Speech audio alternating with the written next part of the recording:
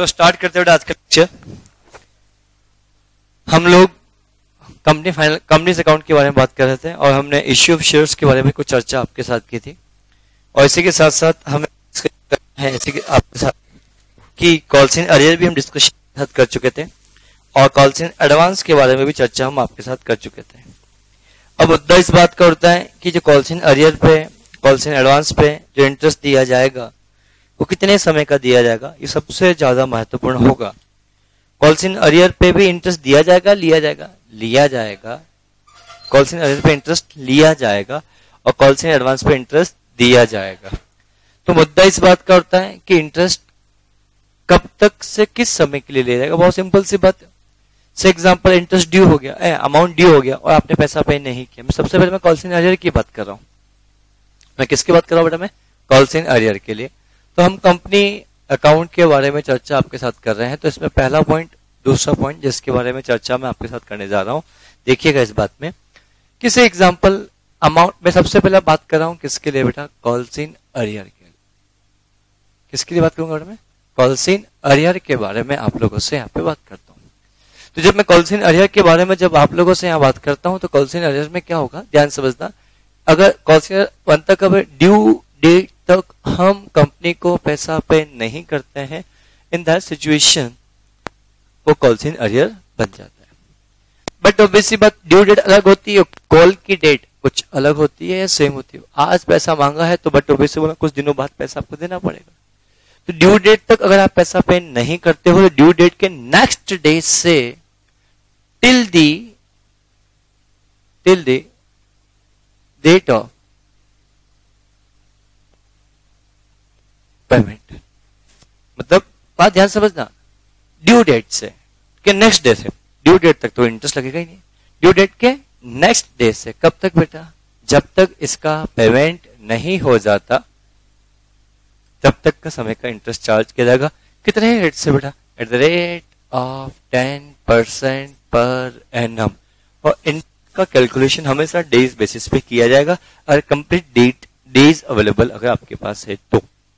So example 42 days है तो हम जो भी अमाउंट होगा उस पर लगाएंगे 10% divide by 365 multiply by 42 days. और कंप्लीट 1 मंथ है तो 1 बाय हम 12 कर देंगे।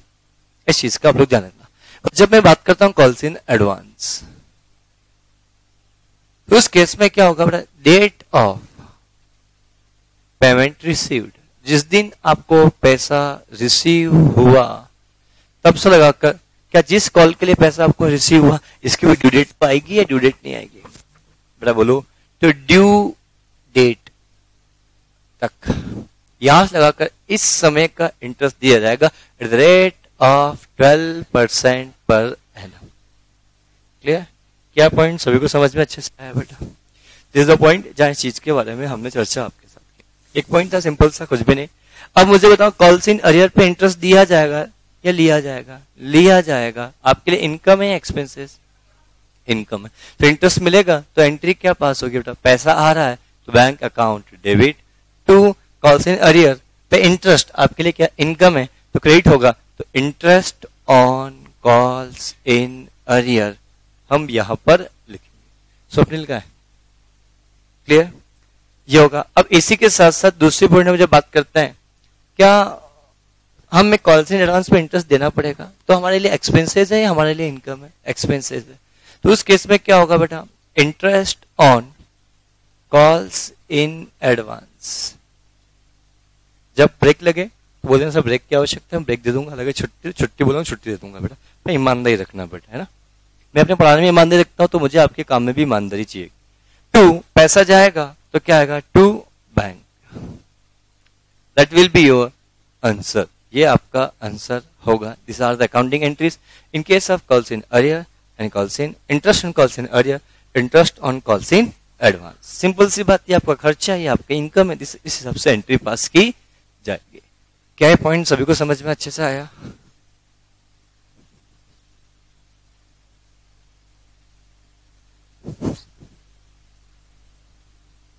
बड़ा ध्यान से आप लोग समझना। क्या पॉइंट सभी को अच्छे से क्लियर? ये कुछ अकाउंटिंग एंट्रीज डिस्कशन मैंने आपके साथ देखी। सही, ये एंट्री कब की जाएगी? सबसे पहले मुद्दे की बात, जब आपको इंटरेस्ट मिलेगा, जब आप इंटरेस्ट दोगे उस दिन ये अकाउंटिंग एंट्रीज पास की जाएगी। इसमें दिमाग लगाने की आवश्यकता बिल्कुल भी आपको नहीं है।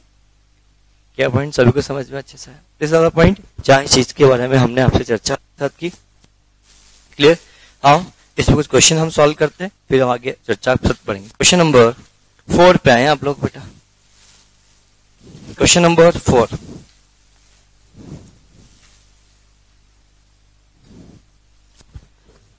Mr. A, who is allotted 1000 shares, paid final call rupees 15 advance on the 1st January 2016, whereas final call was due on the 1st May 2016. बोल जवाब दो। तो calculate interest as per table A की जगह इसको टेबल एफ कर दो बेटा आप लोग को। क्यों टेबल एफ है, टेबल ए है बेटा एफ। तो एफ के हिसाब से इंटरेस्ट पे करना पड़ेगा बेटा। पेन देना विशाल।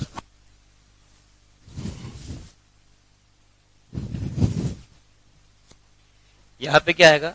Table F. समझ में आया बेटा आपके पास? बातचीत नहीं?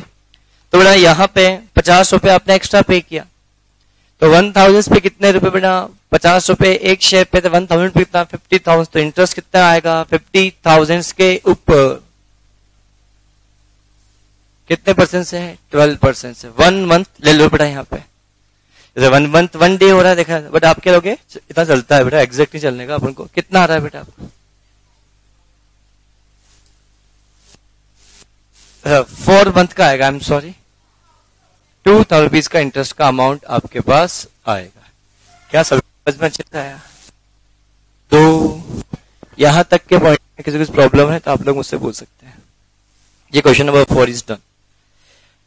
अब ध्यान से समझना question number 5। In the Mister B hold 2000 share, paid final call on 30th June 2016।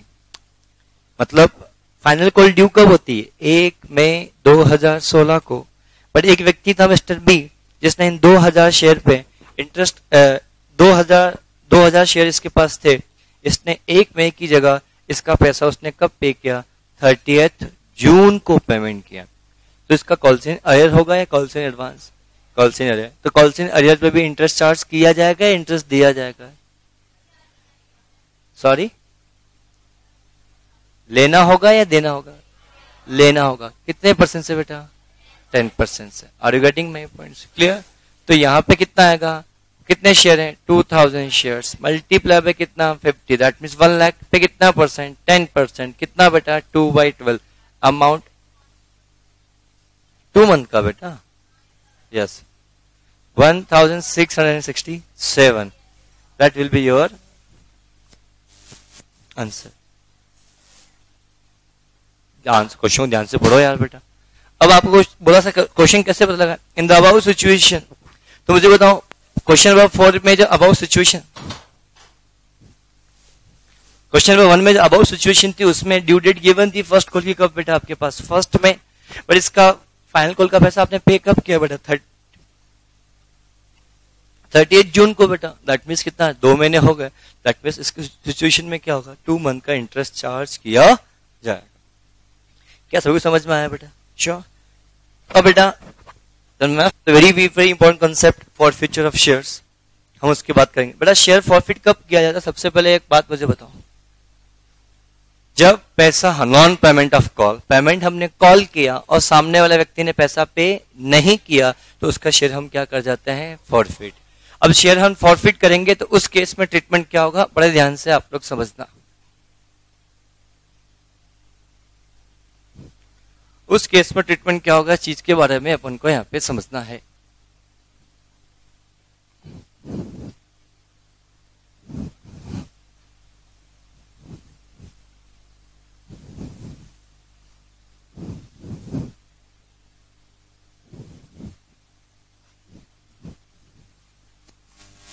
थोड़ा जिन शेयर को हमने फॉरफिट किया तो उससे हमने पैसा मांगा है या मांगना बाकी है? मांगा है, और उसने पैसा पे अभी तक नहीं किया। तो उस केस में फॉरफिचर की केस में अकाउंटिंग एंट्रीज क्या पास होगी, कैसे पास होगी, किस मैनर में पास होगी, इस चीज के बारे में अपन को यहाँ पे समझना है। देखें आप लोग बेटा, जब हम फॉरफीचर के बारे में बात करेंगे तो उस केस में क्या एंट्री पास होगी, देखिएगा आप लोग। जब मैं फॉरफीचर के बारे में आप लोगों से बात करूंगा तो उस केस में क्या एंट्री पास होगी, इस चीज के बारे में बड़े ध्यान से आपको समझना है। बड़ा फॉरफीचर हो रहा है मतलब जो शेयर इश्यू कर दिए हैं वो हम वापस ले रहे हैं, हाँ या ना। तो जब हमने शेयर, एकदम लॉजिकल समझना है कि एक चीज को तो बहुत समझ में आएगा, आपको एंट्री रटने की आवश्यकता नहीं होगी, एक बार फिट बैठ जाएगी। ध्यान समझना, जब मैं आप लोगों से यहां बात करता हूं फॉरफीचर होगा तो फॉरफीचर किस करेंगे, जिन शेयर को हमने क्या किया, इश्यू किया, उन शेयर को हम वापस ले रहे हैं। तो जब हम शेयर इश्यू करते हैं तो इक्विटी शेयर कैपिटल को हम डेबिट करते हैं या क्रेडिट करते हैं, इस शेयर को हम वापस ले लेंगे तो हमारी इक्विटी शेयर कैपिटल डेबिट होगी या क्रेडिट होगी, पहला पॉइंट। तो बेटा जैसा कि आप लोगों ने एंट्री जो रटी हुई है, बट ऑब्वियस सी बात है अगर आपको एंट्री आता भी है तो ध्यान से देखो बेटा, एंट्री पास होगी बेटा equity shares capital account debit to equity shares allotment if any, to equity shares first call, to equity shares final call। मैं कुछ बातें लिखूंगा, हमको समझेंगे, फिर लिखेंगे to shares forfeited। और यहां पे सिक्योरिटी प्रीमियम अकाउंट डेबिट, ये भी हमें यहां पे लिखना है। कब किसको डेबिट करेंगे, क्यों करेंगे, कैसे करेंगे, हर चीज का लॉजिक के साथ में आप लोगों से यहाँ पे बात कर रहा हूं। तो मेरी बात समझना, मेरा कंसेप्ट ऐसा है, equity share capital security premium समझना। क्या जब शेयर इश्यू करते हैं तो कैपिटल डेबिट होती है क्रेडिट होती है? अभी शेयर वापस ले लेंगे तो ये जो जिस कैपिटल को हमने क्रेडिट किया क्या उससे हमें वापस डेबिट करना होगा, इसलिए हम यहाँ पे क्या करेंगे बेटा, सिक्योरिटी इक्विटी शेयर कैपिटल को हम क्या करेंगे, डेबिट। अब इसी के साथ साथ जिस शेयर को हमने इश्यू किया है, जिस शेयर को हमने क्या किया बेटा, इश्यू किया है, हम उसको प्रीमियम पे इश्यू किया हो, क्या ऐसा हो सकता है? उसको हमने किस पे इश्यू किया हो बेटा, प्रीमियम पे इश्यू किया, और उसको हमने प्रीमियम पे इश्यू किया तो प्रीमियम हमारी इनकम है या एक्सपेंसेस, इनकम। तो सिक्योरिटी को हम डेबिट कर देंगे। अगर जिन शेयर को हमने इश्यू किया था और इश्यू किया था तो सिक्योरिटी ने क्या किया होगा, क्रेडिट या डेबिट? तो बट ऑब्वियसली बात, उन शेयर को हम कैंसिल कर देंगे तो हेलो उस केस में क्या बेटा, डेबिट। तो क्या सिक्योरिटी प्रीमियम डेबिट हमेशा होगा? Answer is no. ध्यान समझ बेटा, हम ये बोलते हैं if security premium amount, if security premium amount called but not received। समझना है कि एक बात को, अगर सिक्योरिटी की प्रीमियम का पैसा मांगा गया और अगर आपको नहीं मिला होगा तो ही हम सिक्योरिटी प्रीमियम को क्या करेंगे, डेबिट करेंगे। बट सिक्योरिटी प्रीमियम का पैसा हमने कॉल किया और वो सिक्योरिटी प्रीमियम का पैसा हमें मिल गया है तो हम सिक्योरिटी प्रीमियम को हम डेबिट नहीं करेंगे। ऐसा क्यों? मुझे कौन इसका लॉजिक बताएगा? मेरा क्वेश्चन है, बड़ा ध्यान समझना। सिक्योरिटी प्रीमियम को हम कभी कभी हम डेबिट करते हैं और कभी कभी हम डेबिट नहीं करते हैं। तो आप बोलोगे सर जब हमने शेयर इश्यूड एट पार किया होगा तो हम सिक्योरिटी प्रीमियम को हम डेबिट नहीं करेंगे। मेरा क्वेश्चन आपसे कि जिस शेयर को हम फॉरफिट कर रहे हैं उनको इश्यूड एट क्या है बेटा, इश्यूड एट प्रीमियम है, और उसके बाद उन शेयर को हमने फॉरफिट कर दिया तो सिक्योरिटी प्रीमियम को हम डेबिट करेंगे क्या? हाँ, अगर प्रीमियम का पैसा मांगा और आपको नहीं मिला तो। और अभी तक तो सिक्योरिटी प्रीमियम का पैसा हमने मांगा ही नहीं है, क्योंकि जब भी हम पैसा कॉल करते हैं, जैसे अलॉट हमने कल तक क्वेश्चन सॉल्व किए थे तो मैंने बताया था कि कोई भी हम शेयर इश्यू करते हैं तो उसमें प्रीमियम का अमाउंट है और प्रीमियम का अमाउंट किस पे, इसके बारे में कोई इंफॉर्मेशन अवेलेबल नहीं है। तो we will assume that the premium amount included in the allotment money. तो हम एंट्री पास करते हैं equity share allotment account debit to equity share capital to security premium. क्या जब अलॉटमेंट का पैसा कॉल किया तो उसमें कुछ पैसा तो कैपिटल का और कुछ पैसा किसका मांगा आपने, प्रीमियम का मांगा। तो क्या प्रीमियम का पैसा मांगा है और मिल गया है तो हमें यहां पे लिखने की आवश्यकता सिक्योरिटी प्रीमियम को नहीं है। बट एक क्वेश्चन था जिसमें हमने सोल्व किया था, वहां पे प्रीमियम का अमाउंट फाइनल कॉल मनी के साथ था। क्या ऐसा था? हो सकता है। बट फाइनल कॉल मनी से पहले ही हमने शेयर को फॉरफिट कर दिया हो, क्या ऐसा पॉसिबल है? फर्स्ट कॉल का उसने पैसा पे नहीं किया, मान लो उसने फाइनल कॉल पे पैसा, हम प्रीमियम मांगते हैं तो बट ऑब्वियसली बात, तो मांगते तब देखते हैं, हमने तो पैसा उससे मांगा ही नहीं प्रीमियम का, तो हम अमाउंट कैसे कैंसिल करेंगे? एक बात समझ में ये भी आ गई। थर्ड केस, हमने अलॉटमेंट का पैसा मांगा और अलॉटमेंट का पैसा हमें नहीं मिला, तो हम सिक्योरिटी प्रीमियम को हम डेबिट कर देंगे। ऐसा क्यों?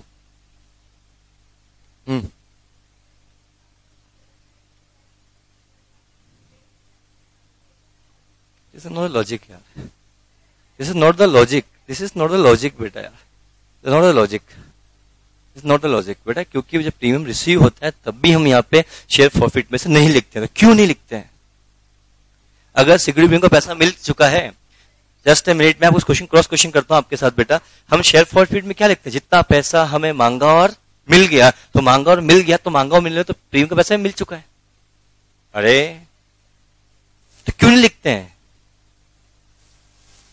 यही तो क्वेश्चन है ना बेटा। तब ये नहीं सर इसको कैंसिल करने के लिए, this not a logical answer.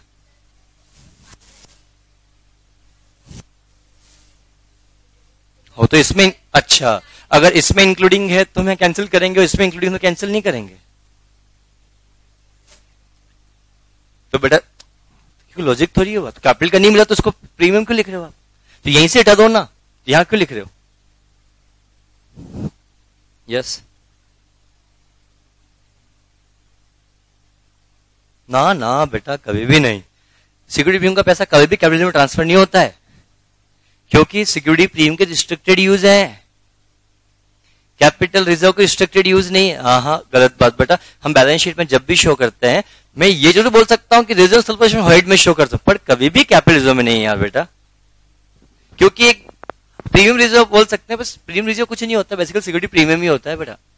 एक बात बोलता हूं, सिक्योरिटी प्रीमियम रिजर्व कुछ होता ही नहीं है, आप लोग बढ़ते आते हो, कोई रिजर्व नहीं है इसके अंदर बेटा। आप कभी as per schedule 3 balance sheet का फॉर्मेट देखना, एज पर कंपनीज एक्ट 2013 का शेड्यूल 3 का फॉर्मेट देखना, बैलेंस शीट के अंदर रिजर्व सरप्लस का कॉलम दिख रहा होगा, उसका बाइफिकेशन फुटनोट दिख रहा होगा, वहां पे कभी भी आपको ये लिखा हुआ नहीं मिलेगा security premium reserve. In fact company law में लिखा हुआ नहीं है यार बेटा। आप एग्जीक्यूटिव में आओगे, जब कंपनी लॉ पढ़ोगे तो वहां कहीं लिखा हुआ नहीं मिलेगा आपको सिक्योरिटी प्रीमियम रिजर्व, है ही नहीं यार बेटा। आप लिखते हो ओके, इसलिए मैं एक्सेप्ट कर लेता हूं, बाकी कोई लिखा हुआ गलत है, लिखना ही गलत। सबसे पहली बात, लिखते हमेशा क्या बेटा, सिक्योरिटी प्रीमियम ही लिखना चाहिए, ठीक है ना। और security premium shown in the reserve surplus head, और रिजर्व सरप्लस जितने भी हेड्स होते हैं उसमें एक हेड होता है सेपरेटली, क्या बेटा, सिक्योरिटी प्रीमियम अलग हेड होता है और कैपिटल रिजर्व एक अलग हेड होता है बेटा, इसलिए नहीं। और गलत आंसर था ये। और कोई आंसर? पिंटू बोलो।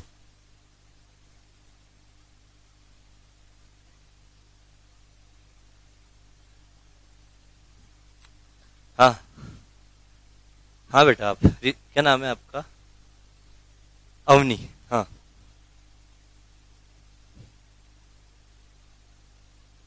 इसलिए हमने सिक्योरिटी प्रीमियम को डेबिट करते हैं, और जब मिल जाता है तो डेबिट नहीं करते हैं। क्यों नहीं करते हैं? लॉजिक चाहिए बेटा मेरे को। हम ऐसा करते हैं, हमें सबको पता है कि पैसा मिल गया होगा तो ठीक है, बाकी नहीं।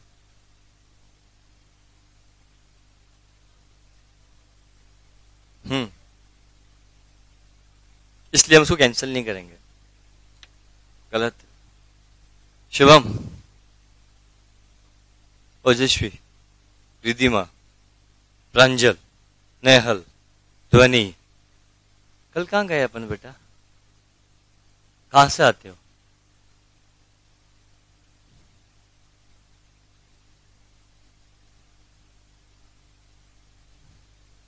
गौरव, अंजलि,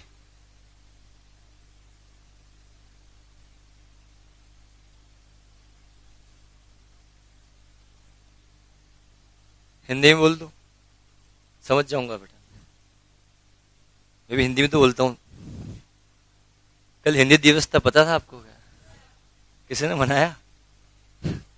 एक दिन पूरे दिन हिंदी बोल के बताओ, एक दिन भी आप पूरे दिन भर में एक वर्ड भी आप अंग्रेजी का ना बोले। अंग्रेजी मतलब इंग्लिश, ये भी नहीं पता अच्छा, हाँ,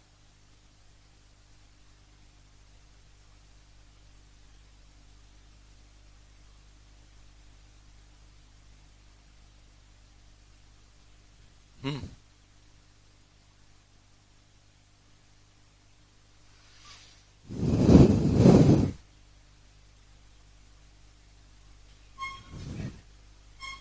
वाई लॉजिक चाहिए इसके पीछे।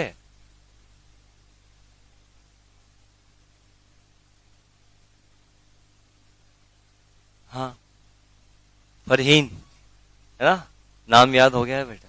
रोज पैसा, जब तक बैच कंप्लीट नहीं होगी तब तक परेशान करूंगा बेटा। स्वप्निल सर, अब मुझसे क्या उम्मीद लगा रहे हो? नालायक लोगों, जो मेरा बेसिक पढ़ रहे हैं उनसे जवाब तो चाहिए चाहिए था बेटा, जो शाम को मुझसे बेसिक पढ़ रहे हैं। हाँ, बोलो।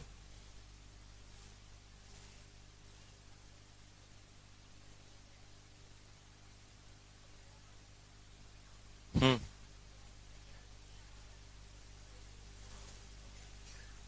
कुछ हद तक ये बात सही है, कंसेप्ट।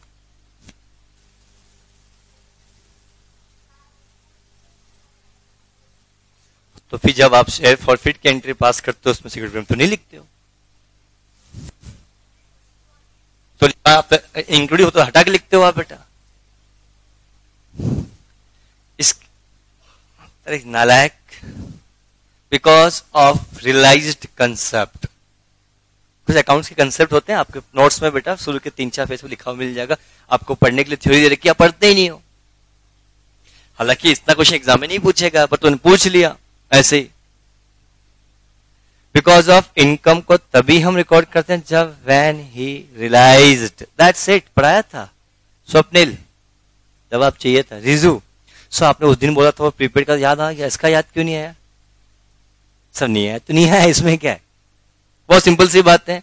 आप फर्स्ट सेकंड थर्ड पेज पे देखना, उसमें कुछ कंसेप्ट लिखे हैं अकाउंटिंग के बेटा, तो उसमें लिखा है रियलाइज कंसेप्ट बेटा।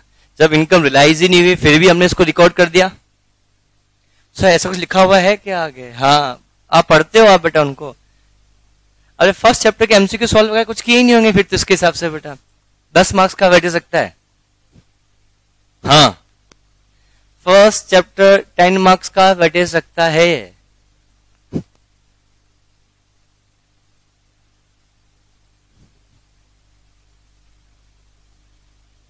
कहीं मिला रियलाइज कंसेप्ट? नहीं मिला। बता उनको, पेज में बताओ बेटा उनको।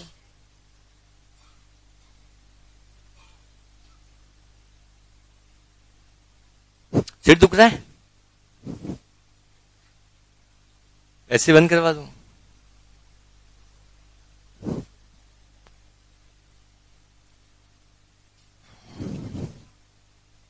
अब थोड़ी बार बार बोलूंगा क्या बेटा? सुनो क्वेश्चन मेरा क्या, सिक्योरिटी प्रीमियम को हम कभी डेबिट करते हैं कभी डेबिट नहीं करते हैं। तो एक सिंपल सी बात, जब कॉल डेबिट नहीं करेंगे, पर हम कॉल कर लिया पर रिसीव हो गया तो हम डेबिट नहीं करते हैं, पर कॉल किया रिसीव नहीं हुआ तो हम डेबिट कर देते हैं। पर ऐसा क्यों? Because of realised concept. हमें इनकम रिसीव नहीं हुई है फिर भी हमने उस इनकम को रिकॉर्ड कर लिया है। सिक्योरिटी प्रीमियम को हमने क्रेडिट किया था, इनकम रिकॉर्ड हो गई ना, रियलाइज हो गई क्या? क्यों हम सेकंड एंट्री में रियलाइज कर लेते, इसलिए हम रिकॉर्ड कर देते हैं बेटा वहां पे। बोलो हाँ है ना, क्यों सर्टेनिटी होती है।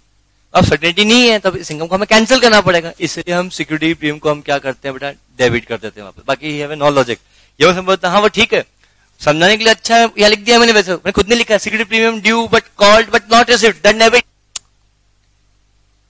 मतलब ये हुआ कि अगर सिक्योरिटी प्रीमियम को हमने, अगर सिक्योरिटी प्रीमियम जब हमने कॉल ही नहीं किया तो डेबिट ही नहीं करेंगे। Security premium called and received but not debited, ये भी बोल सकता हूं, रट लो ऐसा अब भी बेटा।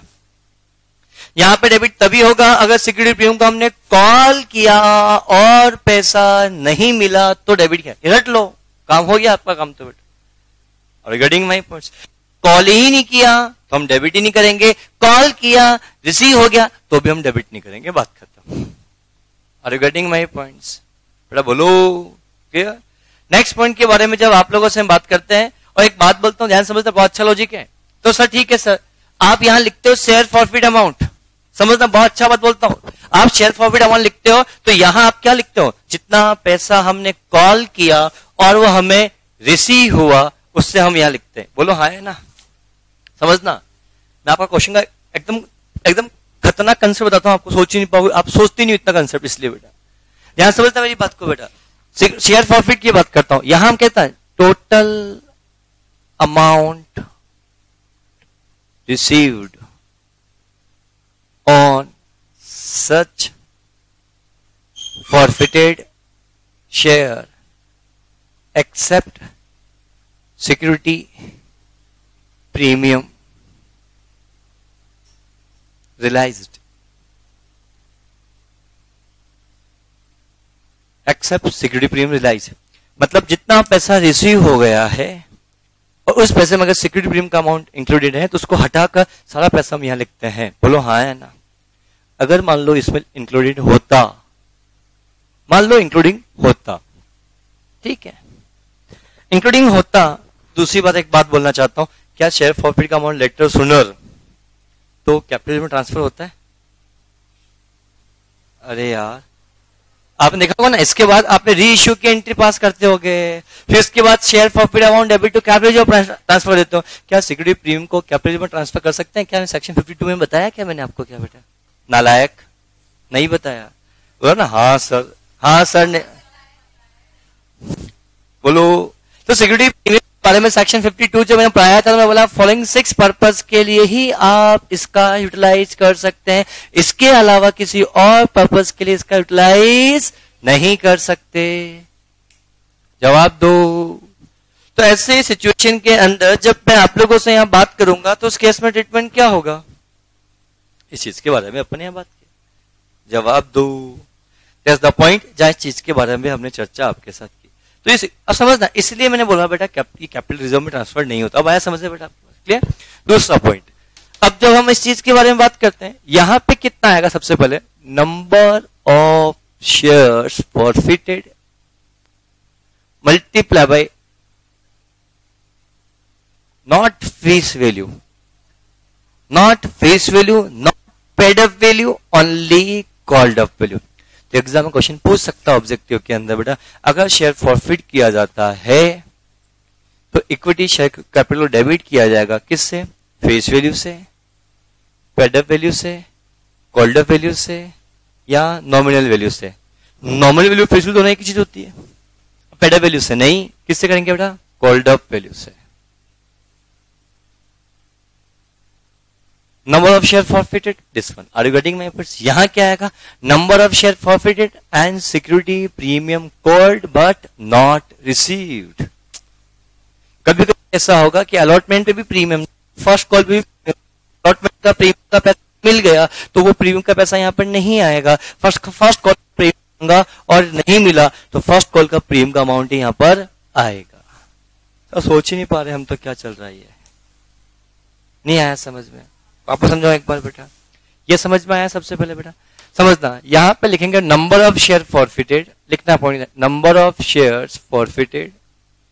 इतना लेवल क्वेश्चन एग्जाम में नहीं आएगा, बट आपको एग्जीक्यूटिव में जब वापस पढ़ने आओगे ना तो आपको बहुत ज्यादा हेल्प मिलेगी चैप्टर के अंदर, ये मेरा वादा है आपको बेटा। क्लियर? तो number of share forfeited multiply by security premium amount called but not received. समझना बेटा, नाम भूल गया मैं, तृप्ति ना, क्या समझना बेटा? कभी कभी आपने देखा होगा कि अलॉटमेंट मनी में भी सिक्योरिटी प्रीमियम होता है, कभी कभी फर्स्ट कॉल मनी में भी प्रीमियम हो सकता है बेटा। मान लो 2 रुपए का प्रीमियम था तो 1 रुपए अलॉटमेंट मनी के साथ और 1 रुपए कहां पे बेटा आपके पास? बेटा फर्स्ट कॉल के साथ। तो बेटा एक बात बताऊं कि जब अलॉटमेंट का पैसा मांगा और मिल गया, ठीक है, फर्स्ट कॉल का पैसा मांगा और नहीं मिला, तो क्या अलॉटमेंट में प्रीमियम का पैसा मांगा और मिल गया होगा? तो सिक्योरिटी प्रीमियम को हम यहां डेबिट नहीं करेंगे।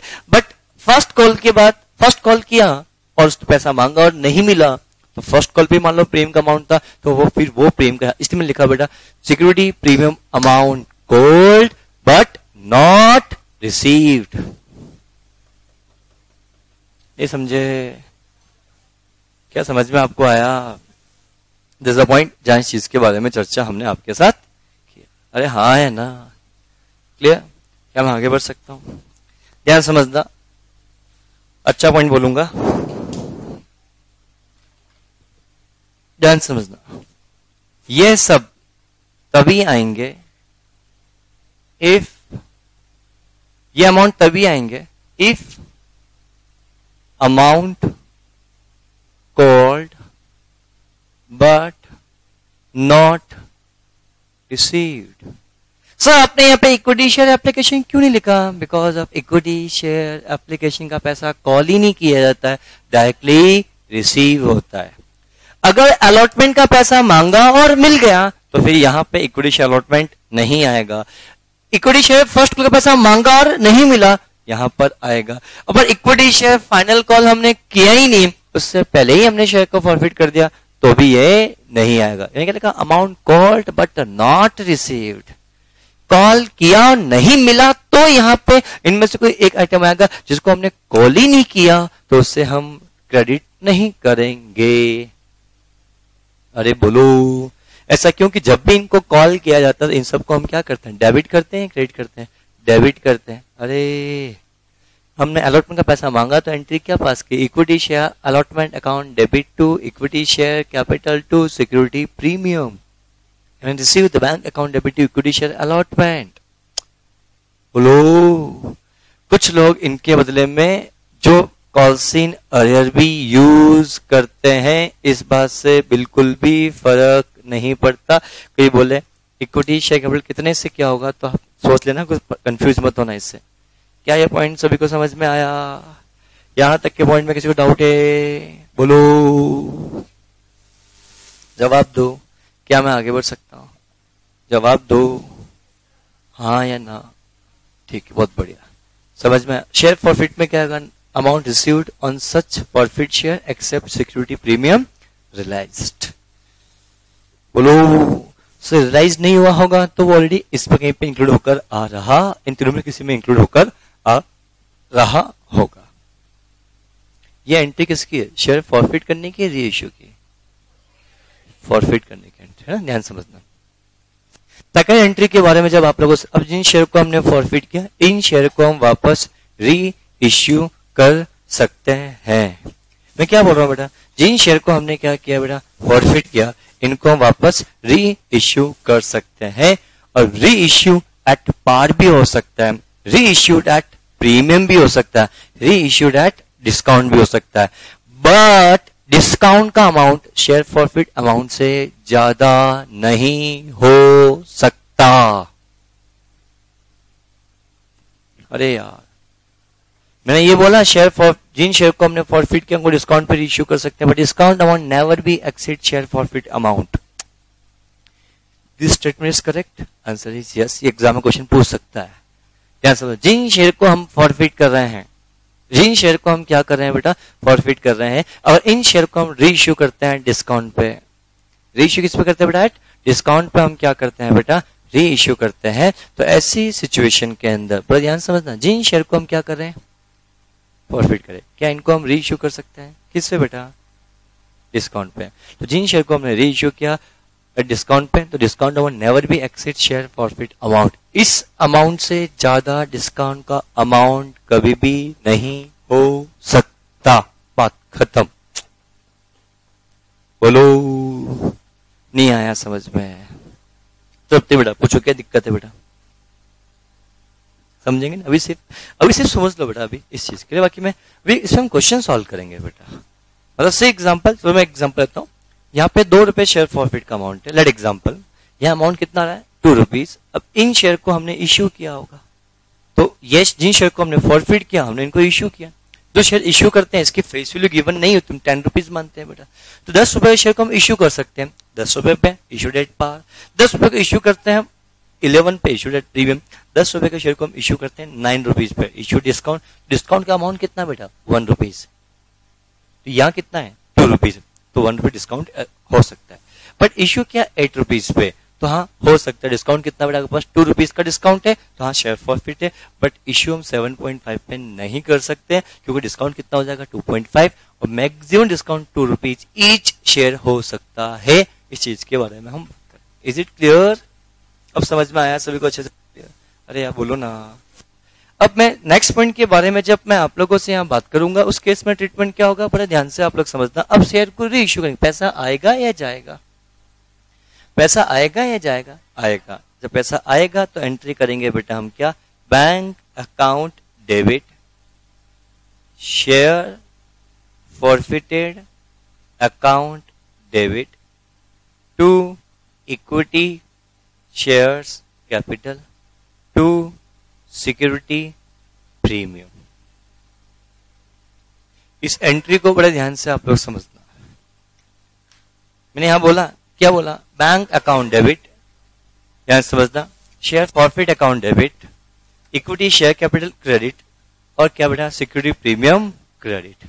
Is it clear? देखिएगा, लिखने पे ध्यान मत देना। बैंक अकाउंट डेबिट कितने से करेंगे बेटा? नंबर ऑफ शेयर्स री इश्यू, जितने शेयर हमने क्या किया बेटा? री इश्यू किए। अब हो सकता है हमने फॉरफिट 100 शेयर किए हो, पर री इश्यू कितने के? 60, तो यहाँ पे कितना आएंगे? 60। अगर सारे ही शेयर हमने री इश्यू कर दिए तो यहाँ पे कितना आ जाएगा? 100। जब क्वेश्चन में ये गिवन ना हो कितने शेयर री इश्यू किए, जितने हमने फॉरफिट किए होंगे उतने ही हमने क्या मान लेंगे बेटा? री इश्यू किए होंगे, ऐसा माना जाएगा। क्या पॉइंट सभी को अच्छे से क्लियर है बेटा? जब ये होने के बाद जब मैं बात करता हूं नेक्स्ट पॉइंट के बारे में, बिल्कुल बातचीत नहीं बेटा। मल्टीप्लाई बाय कितने से होगा? फेस वैल्यू या इश्यू प्राइस? फेस वैल्यू या इश्यू प्राइस? मल्टीप्लाई बाय क्या होगा बेटा? Issue price. जितने में हमने इश्यू किया वो प्राइस यहां पर आपके लिए आएगी। Are you getting my points? मैंने क्या बोला बेटा? Number of shares reissue multiply by issue price. क्या है पॉइंट? सभी को अच्छे से क्लियर है? यहां तक के पॉइंट में किसी कुछ पूछना है तो आप मुझे जवाब दे सकते हो। जवाब दो, यस प्लीज।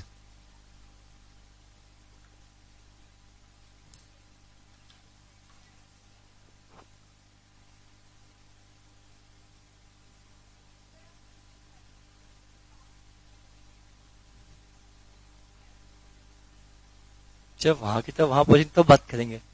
स्टेप नंबर 2 पे हूँ बेटा, स्टेप नंबर 3 पूछना पढ़ने के बाद बेटा। अभी तक मैंने कैपिटलिज्म में डिस्कस ही नहीं किया, तो अभी कैसे डिस्कस करूंगा बेटा? मुझे बताओ ना, मैंने समझाया ही नहीं ना। हो सकता है जो आपको डाउट है, जब मैं ये एंट्री बताऊंगा कैपिटलिज्म तब अपने आप सोल्व हो जाएगा बेटा। पढ़ाने दो, वहां तक पहुंचूंगा तो वहां तक पढ़ाऊंगा, तब तक आपको ऑटोमेटिकली क्लियर हो जाएगा। ये मेरा वादा है, हर डाउट आपका बेटा फिर भी रह जाएगा तो मैं यही हूं, कहीं जाने वाला नहीं हूं। डाउट सॉल्व करके ही जाऊंगा घर पे आज बेटा। क्लियर? नेक्स्ट पॉइंट के बारे में अपन बात करेंगे आज। इसके बाद मेरी कोई बैचेस नहीं, दिल खोल के जितना डाउट पूछना है आप उससे पूछ सकते हो, आपके पास मौका है। जनरली मैं संडे में इसके बाद मेरी बैच रहती है, बट आज मेरी इसके अलावा कोई बैचेस मेरी नहीं है। क्लियर? नेक्स्ट शायद ये अपना आखिरी संडे होगा जब मैं बैच ले रहा हूँ बेटा आपका। इसके बाद शायद मैं कमिंग संडे को आपकी कोई बैच मैं नहीं लूंगा, ये मेरा वादा है। एक कंडीशन स्टार बना हुआ है, condition apply, but subject to condition that coming Sunday तक ये मेरा चैप्टर कंप्लीट हो जाना चाहिए। देन अगर चैप्टर कंप्लीट नहीं होता है तो आपकी तो क्या है, अगले संडे बैच रहेगी। ठीक है? और वैसे मुझे पूरा उम्मीद सिर्फ प्रैक्टिस का, जैसे आज का लेक्चर खत्म हुआ उसके बाद सब कुछ आपके ऊपर डिपेंड है, इस चैप्टर के ऊपर, मेरे ऊपर कोई डिपेंड नहीं है। जितना भी डिपेंडेंसी सिर्फ आज का लेक्चर है मेरा ऊपर बेटा, उसके बाद तो आपको ही प्रैक्टिस करनी हो, आपको ही समझना है, सब कुछ आपको करना। समझा मैं आज दूंगा एक एक बारीक से पॉइंट। मजाल है कि इस एंट्री करने के बाद चैप्टर में डाउट आ जाए, और जो 3 चीज बताऊंगा बेटा इसके बाद मजाल है कि आपको, अगर तरीका आपने मेरा ही यूज किया तो ऐसा हो ही नहीं सकता कि कितना अमाउंट कैपिटलिज्म जाएगा वो गलत आए। ये मेरा चैलेंज है, किसी भी लेवल का क्वेश्चन हो। पर जब आपको सबसे समस्या होती है एक तो इसमें कि यहां अमाउंट कितना जाएगा, इसमें कभी दिक्कत नहीं होती है आपको बेटा, दिक्कत होती है थर्ड एंट्री में सबसे ज्यादा चैप्टर इसलिए लगता है आपको इस वजह से। और ये मेरा दावा है बेटा, जब मैं यहाँ पे बताऊंगा ये एंट्री में बताऊंगा तो तरीका आपका था वो 100% गलत था, मैं इसको बाद प्रूव भी कर दूंगा बेटा। आपको तरीका क्या मुझे पता है, आपने मुझे नहीं बताया, बट क्या आपको तरीका क्या पता है आपको? आप यहाँ सोचते हो कितना अमाउंट कैपिटलिज्म जाएगा, आप सोचते हो जितना यहाँ डेबिट, यहाँ क्रेडिट हुआ, जितना यहाँ डेबिट हुआ, नेट अमाउंट को हम ट्रांसफर कर देंगे कैपिटल रिजर्व में, जो कि 100% गलत तरीका है। सब यहां तक पहुंच गए, अब बोलो गलत तरीका है? हाँ, 100% गलत तरीका है। मैं कुछ अलग तरीका बताऊंगा, वो तरीका आपको फॉलो करना है, इससे आपका आंसर हमेशा ही सही आएगा। आप चाहोगे गलत करने की इच्छा होगी तो भी आप गलत नहीं कर पाओगे। समय आने पे हम बात करेंगे, समझना। Number of share reissue multiply by issue price. अब हम बात करेंगे यहां पे शेयर फॉरफिट अमाउंट। ये डेबिट कब होगा मुझे बताओ? If share issued at discount. और बताओ जब शेयर डिस्काउंट पे इश्यू होगा, ये नहीं होगा, हमें कैसे पता लगेगा? जब हमने शेयर को इश्यू किया होगा लेस देन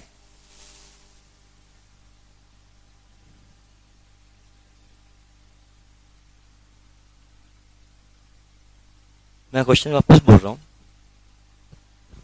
सभी बहादुर बच्चों से उम्मीद है कि आप जवाब देंगे।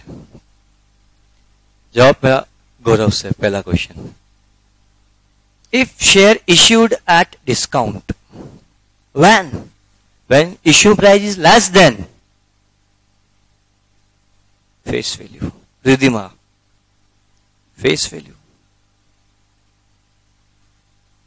वजस्वी face value, sir called up value, नालायक को बोलते हो शर्म नहीं आती है। If less than paid up value, not face value, not share forfeit amount. ये कहां तरीका समझ में आ गया? ये कहां लिखा किस किताब में? शेयर फॉरफिट अमाउंट से कम पे हमने इश्यू किया होगा डिस्काउंट अमाउंट। अरे नालायक को, मैंने अभी ये बोला कि डिस्काउंट अमाउंट इससे ज्यादा नहीं हो सकता फॉरफिट। मैंने ये तो बोला कि फॉरफिट अमाउंट से, बट ऑब्वियसली कभी होगा ही नहीं बेटा यार। क्या सोच के बोला ये शेयर फॉरफिट अमाउंट से कम होगा तो करेंगे? क्या सोच समझ के बोला बेटा यार? मुझे सोच मतलब बहुत बहुत बहुत वाहियात जवाब था बेटा कि शेयर फॉरफिट अमाउंट से कम पे इश्यू किया होगा, that will be my discount amount. ये जवाब नहीं चाहिए था बेटा यार, गलत जवाब, बहुत गंदा जवाब था यार बेटा। अभी तक की क्लास का सबसे वर्स्ट आंसर था बेटा ये तीनों का बेटा, आप लोग जिन्होंने दिया ये बेटा। शेयर प्रॉफिट कैसे हो सकता है यार बेटा? बेटा डिस्काउंट पे है या नहीं depend on the face value, समझ में आता भी बोल दो इट मे बी, ये हो सकता है यार। अब कोई शेयर डिस्काउंट पे डिपेंड ऑन शेयर प्रॉफिट पे करता है क्या? किस पे होता है बेटा? फेस वैल्यू पे बोल सकते हो, पर face value is not the correct answer. The correct answer is paid up value. Why? Because of जिस शेयर को हमने फॉरफिट किया वो शेयर फुली पेड अप ही नहीं है अभी तक। कैसा हो सकता है? जिस शेयर को हमने आज फॉरफिट किया उसकी पेड अप वैल्यू 8 रुपए है, उसको हमने फॉरफिट कर दिया और वापस को 8 रुपए की पेड अप वैल्यू पे हमने रीइश्यू कर दिया। कैसा हो सकता है? और क्यों नहीं हो सकता है? किसने बोला नहीं? अभी मैं जवाब क्लियर करूंगा, पूछो जवाब दे पाऊंगा बेटा। देखना बेटा, जिस शेयर को हमने फॉरफिट कर लिया, एग्जांपल मैं आपकी बात करता हूं, मैंने आपको शेयर इश्यू किया, समझना मेरे पॉइंट, ये बहुत काम का पॉइंट है। ये इतना आप सोच ही नहीं पाओगे कभी, क्योंकि आप हमेशा रट्टा हुआ आपका फेस वैल्यू। बट इस पर्टिकुलर पॉइंट के लिए बोलूंगा बेटा, यहां पे पेड अप वैल्यू आएगा। अब हमेशा बोलते dividend given on the face value, but dividend given on the paid up value, not on the face value. ये बात भी मैंने आपको क्लियर की थी। कुछ समय के बाद इस पॉइंट को कंसेप्ट क्लियर कर दूंगा। पेड अप वैल्यू ऐसा बहुत रेयर होता है कि इतना टेक्निकल क्वेश्चन आएगा, और कभी आ गया तो ले डूबेगा आपको बेटा। से एग्जांपल, जिस शेयर को मैं फॉरफिट कर रहा हूं, अरे ओजस्वी और नहीं को समझा रहा हूं तो बेटा मैं इतना अच्छा पॉइंट बताऊं, किसी किताब में लिखा हुआ नहीं मिलेगा आपको ये पॉइंट। ओके, लॉजिकल इस बात को प्रूव नहीं करेगा इस चीज के लिए बेटा। ये मेरा खुद का बनाया कंसेप्ट है, इसलिए मैं इतना फोकस कर इस बात पे बेटा। मेरी बात समझना, जिस शेयर को हमने फॉरफिट किया उसकी पेड अप वैल्यू 6 रुपए ही थी। कैसा हो सकता है? मान लो से एग्जांपल हम बात करें, एप्लीकेशन पे 1 रुपए मांगा, आपने दिया, ये ओके। मैंने अलॉटमेंट पैसा आपसे 4 रुपए मांगा, दिया, ओके।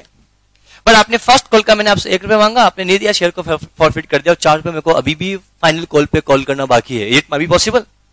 तो मुझे बताओ, मैंने यहां पर कॉल्ड अप लिखा है, पेड अप अभी भी तक भी नहीं लिखा है मैंने। तो कॉल्ड अप मैंने आपसे कितना किया? 6 रुपए। पेड अप कितना है? 5 रुपए। बट मैं यहाँ पे 5 रुपए नहीं लिख रहा हूं, मैं यहाँ पे 10 रुपए भी नहीं लिख रहा हूं, मैं यहाँ पे सिर्फ 6 रुपए लिख रहा हूं। 6 रुपीज माई कॉल्ड अप। 6 रुपीज माई क्या बेटा? Called up. और जब वन मोर थिंग, जब भी हम शेयर री इश्यू करते हैं, हमेशा हम क्या करते हैं?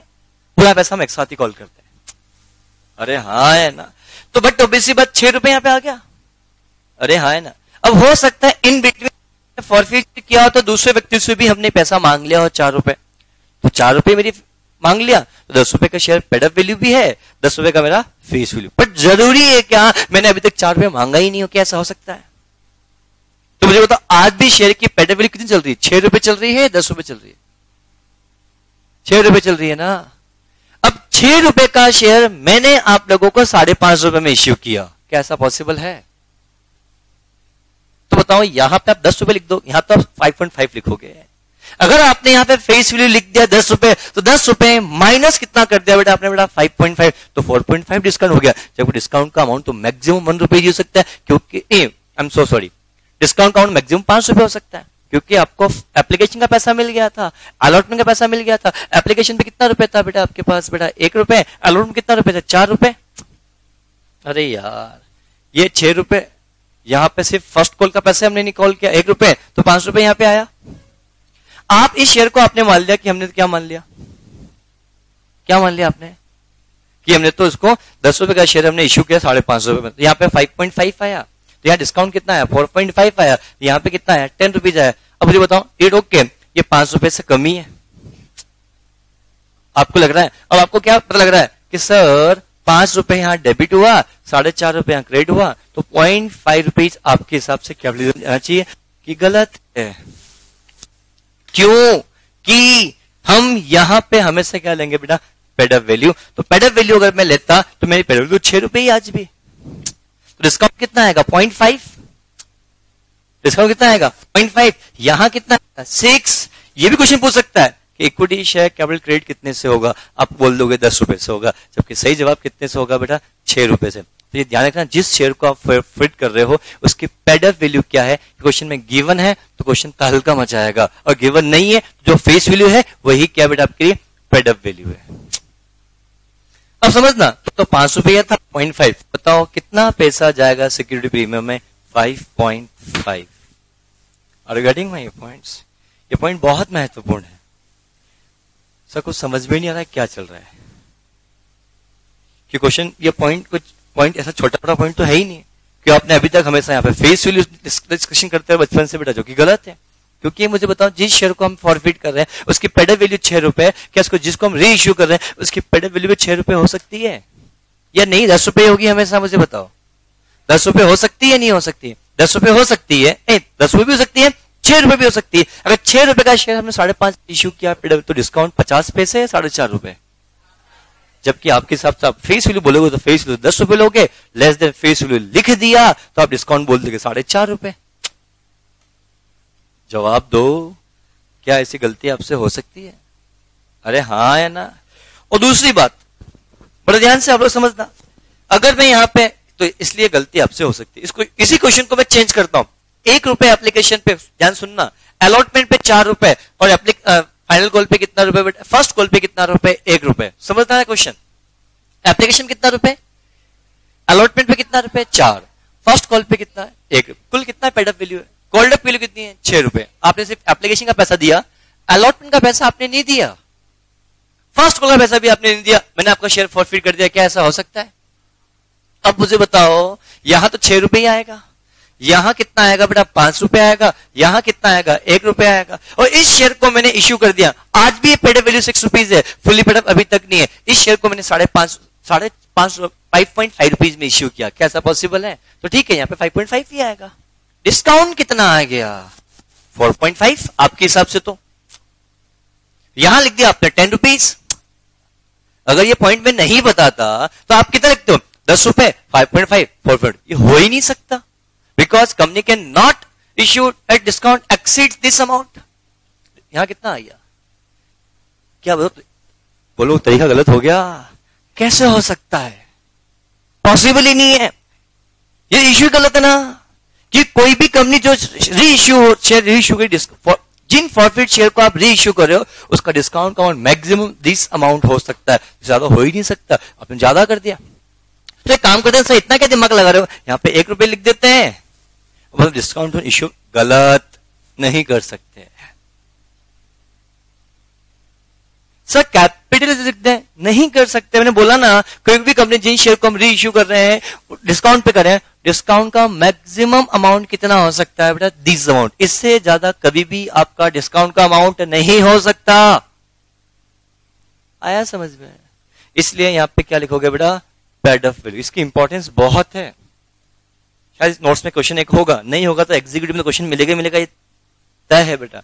अगर मुझे पेपर बनाने का मौका मिले तो मैं हमेशा इस क्वेश्चन को दूंगा, इतने ये लिखूंगा पेड अप वैल्यू, और ललचा के दूंगा 1 रुपए एप्लीकेशन, 4 रुपए अलॉटमेंट, 1 रुपए किस पे बेटा 3 रुपए बोल देता हूँ बेटा किसके ऊपर से, एग्जाम्पल फर्स्ट कॉल पे, और कितने हो गए बेटा, 1 रुपए किसके ऊपर, फाइनल कॉल पे, और मैंने बोल दिया शेयर, जो शेयर इश्यू कर रहा हूँ उसकी पेड वैल्यू 9 रुपए है और उसको इश्यू कर रहा हूँ। आप लोग सब केवल फेस वैल्यू से कंपेरिजन करोगे, जबकि गलत होगा। फेस वैल्यू से कंपेरिजन आप नहीं करोगे, कंपेरिजन करोगे किससे करोगे बेटा, पेड वैल्यू से करोगे। क्या समझ में आया? अब आपके दिमाग में डाउट होगा, सर कॉल्ड अप कौन ज्यादा अच्छा होगा, पेड वैल्यू भी क्यों लिखते हो? अरे जिस शेयर को हम री इश्यू कर रहे हैं इससे जो पैसा आएगा, अब क्या लग रहा है कि ये भी शेयर फॉरवर्ड हो जाएगा वापस से? क्या लग रहा है? क्या हो सकता है? जनरली होता है क्या? हम उसी व्यक्ति को देंगे पूरा पैसा दे, बात खत्म। रिगार्डिंग में प्रॉफिट होता है फ्यूचर में होगा, जब इससे रिमेनिंग पैसा कॉल करेंगे तब नहीं देगा। तो हम आज की बात करेंगे तो आज तो ये पूरी एंट्री पास होगी। बोलो हाँ या ना? इसमें कुछ कॉल से एरर नहीं आएगा क्यों, पूरा पैसा मांगेंगे इससे तो। अरे हाँ है ना? अब मैं अगर फिर प्रैक्टिकल लाइफ की बात, प्रैक्टिकल लाइफ में फॉरफीचर होता ही नहीं है, फिर भी हम पढ़ते हैं। तो क्यों नहीं होता है? क्योंकि पूरा पैसा एप्लीकेशन पे मंगा लिया जाता है, तो अलॉटमेंट कुछ पैसा मांगते ही नहीं है, फर्स्ट कॉल कुछ होता ही नहीं है, फाइनल कॉल कुछ होता ही नहीं है, तो फॉरफीचर कहां से होगा? पर हम पढ़ते हैं कब?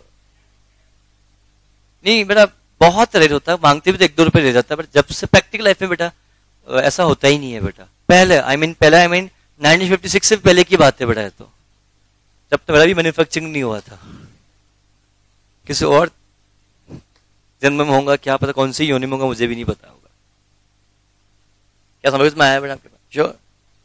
एनीवे, अब हम यहां लिखेंगे, समझ में लेस देन क्या लिखोगे बेटा? Paid value. पेड वैल्यू नहीं पता है जो फेस वैल्यू हम क्या मान लेंगे? Paid value. अरे हाँ या ना? क्या समझ में आया पॉइंट? चलो, number of shares multiply by paid value या फेस वैल्यू? Paid value. अगर पेड वैल्यू अवेलेबल नहीं है तो ले लेंगे, कि जो पेड वैल्यू होती है वही फेस वैल्यू होती है, जो फेस वैल्यू होती है वही नहीं, पेड वैल्यू कम होती है, फेस वैल्यू ज्यादा होती है। अगर पेड वैल्यू के बारे में इंफॉर्मेशन अवेलेबल नहीं है तो मानेंगे शेयर फुल्ली पेड अप है, that means face value that will B क्या बनेगा? Fully paid up value. ये कब आएगा? ये कब आएगा? ये क्वेश्चन तगड़ा है। अरे नालायक को तो मुझे भी पता है, प्रीमियम पे इश्यू करेंगे तो ही आएगा सिक्योरिटी प्रीमियम, बट आप तो इतना समझते हो, मुझे इतना भी अकाउंट्स नहीं आता है बेटा ऐसा। Yes please. Oh, called up value हम नहीं बोलेंगे बेटा, अब पेड अप वैल्यू बोल सकते हैं, वो ज्यादा अच्छा होगा, क्योंकि बेटा यहाँ कॉल्ड अप इतने फुल्ली पेड अप आएगा, जितना कॉल्ड अप उतना पेड अप होगा, मांग के चलेंगे बेटा। तो बताओ,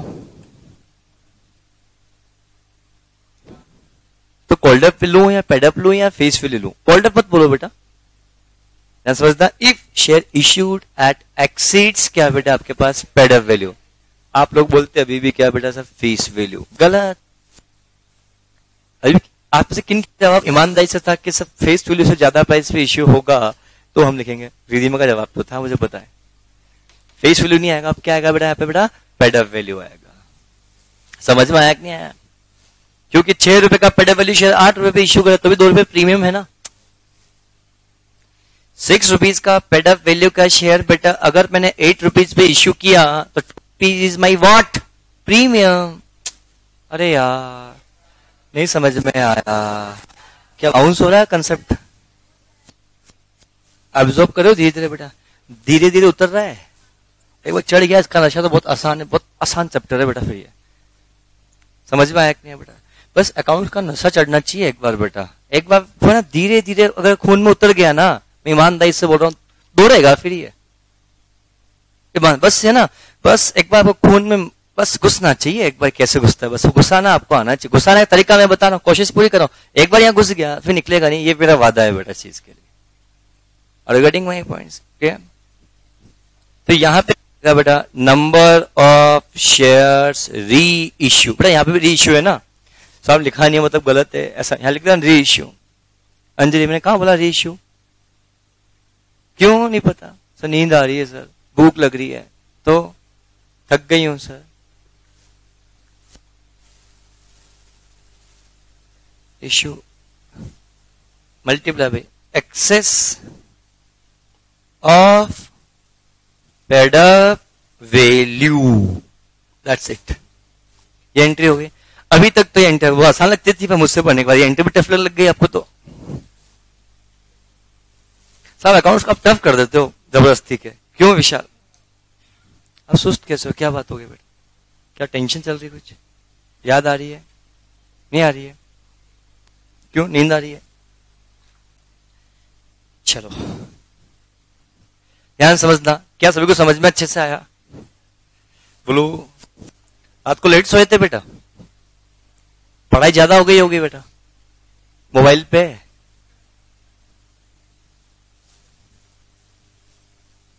क्यों? मूवी देखी थी? कौन सी? अरे यार चस्का बहुत गंदा है बेटा, सीरीज का ध्यान रखना बेटा। हाँ, एग्जाम तक के लिए नियम और वेब सीरीज देखनी नहीं बेटा, ईमानदारी से बोलो। अपने आप को सेल्फ कमिटमेंट कर लो कि एक भी वेब सीरीज तक नहीं देखने एग्जाम के तक, एग्जाम के बाद देखना, उसको डुबा दोगे साले आप। तो चस्का बहुत गंदा है, मुझे भी शौक नहीं था, बीच में एक दिन मैंने देखे तो मैं देखे जा रहा हूं, ऑनेस्टली बोल रहा हूं बेटा। कोशिश देखी थी मैंने, फिर उसके बाद मैंने मोबाइल से सब कुछ डिलीट कर दिया, कुछ नहीं देखना। है आपके पास सब्सक्रिप्शन? है, हटा दो उसको। अब खत्म हो गया सब्सक्रिप्शन? दिखाओ, चेक कराओ बेटा। मैं सिर्फ मोबाइल चेक करूंगा आके बेटा, सडनली कभी भी। अभी चेक करता हूँ, एक काम करता हूँ तो डिलीट मत करना कोई भी गलती से बेटा, मैं आके चेक करूंगा अभी बेटा, है ना, क्योंकि हिस्ट्री में दिखता है। आपको ये नहीं पता है बेटा, है कि कब आपने इंस्टॉल किया, कब आपने अनइंस्टॉल किया बेटा, एप्लीकेशन में प्ले स्टोर में सब कुछ दिखता है बेटा, आप लोग ध्यान रखना बेटा, है। तो मुझे सब कुछ पता है, कितनी इंस्टॉल्ड हिस्ट्री, है ना, सब कुछ अभी आके चेक करूंगा मोबाइल में बेटा ना। तो गायब कर देना मोबाइल से बेटा। सर कैसे क्रूर इंसान हो आप। हाँ लगता होगा ना कभी कभी बेटा, ये जो कुछ भी कर रहा हूं सिर्फ आपके फायदे के लिए है। आपको अभी समझ में नहीं आएगा, बाद में समझ में आए। बिल्कुल सोशल ऐप तो बिल्कुल बंद कर देना कुछ दिनों तक के लिए। जिस दिन बैच खत्म हो, उस बैचेस खत्म हो, उसके बाद ये फेसबुक, इंस्टाग्राम सब बंद कर देना, सिर्फ व्हाट्सएप रखना, सिर्फ कुछ, क्योंकि मैसेजेस कभी आया किसी इन्फॉर्मेशन के लिए, कोई अपडेट आया इस चीज के लिए बेटा, जब इच्छा हो तो उस दिन डाउनलोड कर लेना, फिर वापस बंद कर देना बेटा इस चीज को, ऐसा कर लो। पर इसको अवॉइड करना कुछ दिनों के लिए बेटा, सिर्फ एग्जाम तक के लिए। फिर एग्जाम के बाद जब रिजल्ट नहीं है तब दिल खोल के ही चलाना बेटा। फिर आपको समय नहीं मिलता होगा दोस्ती यारी से, फिर उस समय आपको, जब तक आपको पढ़ाई करनी होती है तभी तक आपको, है ना, क्या होता है बेटा, आपको व्हाट्सएप, इंस्टाग्राम और क्या क्या आता है बेटा, फेसबुक और स्नैपचैट, स्नैपचैट और ट्विटर और टिकटॉक। हाँ बहुत चल रहा है टिकटॉक अभी ना, मुझे पता नहीं होता क्या, तो मुझे पता भी नहीं है, ऑनेस्टली नहीं पता मुझे। पता मैं कई वीडियोस देखता हूँ, बातें कभी इंस्टाग्राम को स्क्रॉल करता हूँ, उसमें टिकटॉक कुछ आता है, कुछ जीप निकलता है लंबी लंबी, ऐसा कुछ भी होता है, और क्या क्या होता है मैडम, और ऐसा सींग बने होते हैं यार, और क्या होता है यहाँ पे, ऐसा कुछ भी होता है। भगवान ने इतनी अच्छी शक्ल दी है, उसके बाद भी कुत्ता बिल्ली बनना अपन को बैठाया। मैं ऑनेस्टली मुझे नहीं मतलब, मुझे समझ में नहीं आता है, भगवान ने आपको इंसान बनाया, उसके बाद भी जानवर बनना आपको बेटा यार। हाँ स्नैपचैट में होता है। मैंने एक दिन, ऑनेस्टली मैंने भी एक दिन स्नैपचैट किया, वो समझ भी नहीं, वापस इंस्टॉल कर दिया। मैं क्या है, समझ ही नहीं आया अपन को। तो वो देखते हैं यहाँ पे ऐसा, कभी यहाँ पे लगा लेते हैं, ऐसा कुछ भी ऐसा बड़ा सा है, मुंह का ऐसा ऐसा, पता क्या ऐसा है, वो समझ भी नहीं आता मेरे को, ऐसा क्या है? इतनी अच्छी शक्ल दी है भगवान ने आपको, उसके बाद भी उसको बिगाड़ना ही है अपन को। Always be original. क्यों यार समझ, किसी कुत्ते बिल्ली से बनने की कोशिश करते हो बेटा आप लोग यार, है? अरे मैंने किसी को देखा नहीं, किसने बना तो मुझे नहीं पता यार बेटा, कि मेरे पास इतना समय नहीं होता है। पर कभी कभी स्क्रॉल कर लेता हूँ, दिखते हैं कि कभी सींग बना दिए हैं, कभी कुत्ते का वो लगा दिया ऐसा पोपो यहाँ पे, ऐसा कुछ भी, या बिल्ली का लगा दिया, शेर का लगा दिया, है तो शेर बनने का शौक कमिस लगाते हैं, ऐसा कुछ है क्या, पता नहीं क्या क्या चीजें आ गई। अच्छी बात है बेटा, बढ़िया। सर आपको करना नहीं आता इसलिए आप बोलते हो सब खराब चीज है ना। एनीवे, अब हम लास्ट एंट्री, तो वेरी वेरी इंपॉर्टेंट एंट्री, तो सबसे आसान एंट्री है share forfeiture account debit to capital reserve. ये एंट्री जितनी आसान है ना, इसका अमल उतना भयानक है। नहीं है। रिगार्डिंग अरे क्या हो गया है, बार बार पीछे दिखती रहती हो।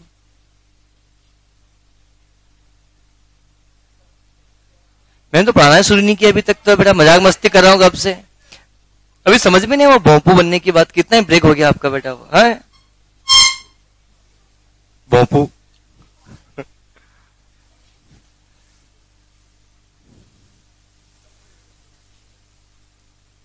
अरे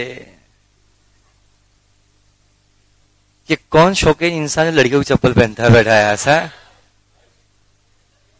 ये काम विशाल की है, मुझे पता है।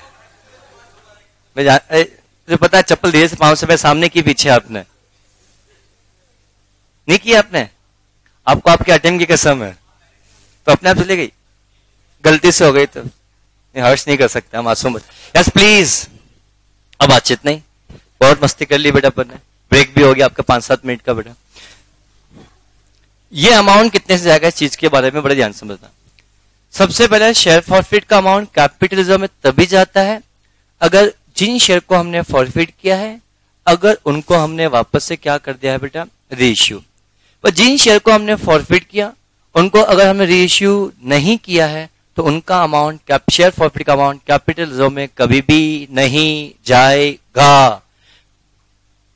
अगर मैंने 100 शेयर को फॉरफिट किया, अगर 100 शेयर को अगर मैंने रीइश्यू कर दिया, तो भैया उस केस में संभावना है कि मेरा शेयर फॉरफिट का अमाउंट कैपिटल रिजर्व में जा सकता है। अगर बचेगा तो जाएगा, नहीं बचेगा तो नहीं जाएगा। सब बचने से तात्पर्य क्या? अगर मैंने शेयर डिस्काउंट पे इश्यू कर दिया और डिस्काउंट में शेयर फॉरफिट खत्म हो गया तो हम कैपिटल रिजर्व में क्या ट्रांसफर करें? कुछ भी नहीं। अरे हाँ है ना। बट शेयर फॉरफिट हमने 100 शेयर को किया, री इश्यू हमने कुछ भी नहीं किया, तो कैपिटल रिजर्व में कुछ भी नहीं जाएगा। अरे हाँ है ना। थर्ड पॉइंट, अगर मैंने शेयर को फॉरफिट किया और री इश्यू करने की बात करता हूं, री इश्यू अगर मैं 60 शेयर ही करता हूं, क्या ऐसा हो सकता है? तो 60 शेयर के प्रोपोर्शनेट का अमाउंट ही कैपिटल रिजर्व में जाएगा, पूरा 100 शेयर का पैसा कैपिटल रिजर्व में नहीं जाएगा। क्या समझ में आया बेटा? कैसे जाएगा देखना बेटा, एक फॉर्मूला लिखूंगा, फॉर्मूला आपको अडॉप्ट करना ही पड़ेगा। ध्यान से, फॉर्मूला क्या है? Total share forfeited amount divided by number of shares forfeited multiply by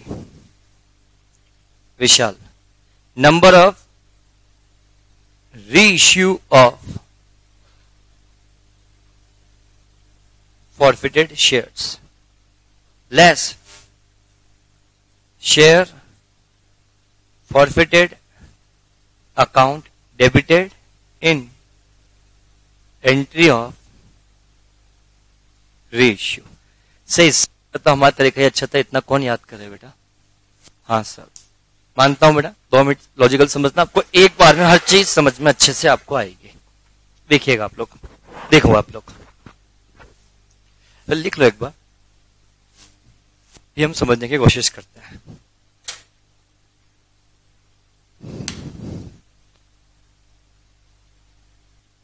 अब एक एग्जांपल लेते हैं अपन लोग, फिर क्वेश्चन समझते हैं।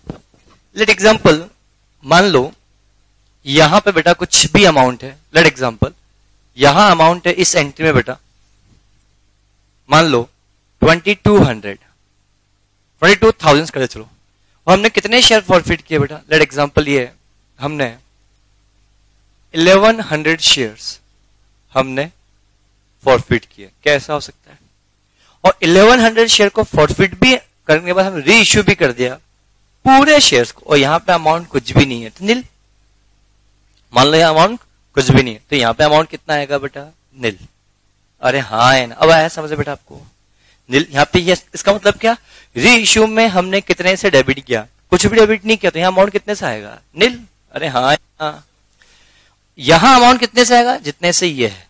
कितने से? 22,000। कितने शेयर हमने फॉरफिट किए? 11,000। कितने रीइश्यू किए? 11,000। अमाउंट करो, बैलेंस कितना अमाउंट आएगा बेटा? सर क्या दिमाग लगाते हो, हमारा तरीका और अच्छा है, कुछ नहीं करना होता है। यहाँ पे, यहाँ 22,000 है, यहाँ नील, तो बैलेंस कितना है? 22। ट्रांसफर। कहा यार, फालतू का तरीका लंबा कराया। अगला तरीका, हमने री इश्यू किया, सारे शेयर को री इश्यू किया और यहां पे आया 4500। तो मैं इस तरीके सॉल्व करता हूं, तो यहां 22,000 divide by 11,000 multiply by 11,000 minus कितना किया बेटा हमने यहाँ पे 4500, कितना आया बेटा 17,000। आपको तरीका फिर फेल हो गया। हम डाइट करते 22,000 माइनस 4500, तो भी कितना आ रहा है हमारा, तो इतना ही आ रहा है। मैं कहा हाँ यार तो फेल हो गया, कोई बात नहीं। थर्ड तरीका की बात करता हूं, यहाँ पे 22,000 से यहाँ पे 4500 है, पर री इश्यू जितने हमने किए वो ओनली 800 शेयर्स है। कितने बेटा 800 शेयर्स। तो मैंने यहाँ पे लिखा 22,000, यहां लिखा 11,000 नहीं 1100। हमने यहां कितना लिखा बेटा 800, यहां कितना लिखा 4500, कितना आया बेटा 11,000। आपके तरीके हिसाब से तो अभी भी आंसर कितना आ रहा है 17,500। गलत है, गलत तो गलत ही रहेगा सर, ऐसा क्यों, तो लॉजिकल बताओ। सुनो ध्यान से बेटा, मैंने अभी कुछ देर पहले बोला जितने शेयर को हमने री इश्यू किया उतने शेयर का हिस्सा ही कहां ट्रांसफर होगा बेटा आपके पास, कैपिटल रिजर्व में ट्रांसफर होगा। क्या इस बात को एग्री करते हो, बोलो हाँ या ना। अब मैं आपसे एक बात बोलूं, क्या 22,000 जो शेयर प्रॉफिट का अमाउंट है कितने शेयर पे है बेटा 1100 शेयर पे है। एक शेयर पे कितना है बेटा 2200 डिवाइडेड बाय 1100, दैट मीन्स 200 रुपए बेटा। अगर एक शेयर को री इश्यू किया तो 2200 रुपए अमाउंट कहां जाएगा आपके पास बेटा, कैपिटल बनाना चाहिए। अरे हाँ है ना। बट अगर मैंने शेयर कितने री इश्यू किए बेटा 800 शेयर री इश्यू किए, तो मल्टीप्लाई बाई 200 रुपए के हिसाब से 16,000 रुपए शेयर प्रॉफिट में जाने चाहिए। अरे हाँ या ना। बट री इश्यू पे 22 रुपीज है, इतना आना चाहिए बेटा।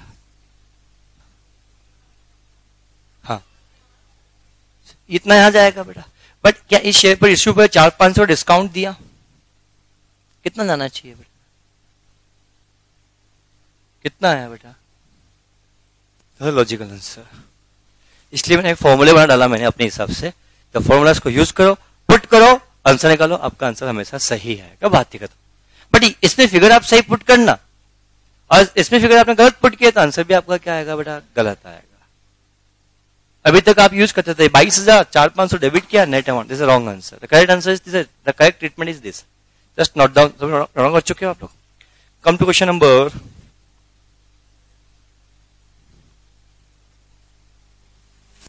45 बेटा। ये ना, ये कहां से आया, ये कहां से आया, ये कहां से आया, तो ये भी क्या है ना बेटा, मैं एक हाइपोथेटिकल फिगर कुछ ले लिया, कुछ भी नॉर्मल फिगर ले लिया बेटा मैंने। क्या समझ में आया बेटा, बोलो। देख चाहिए क्या,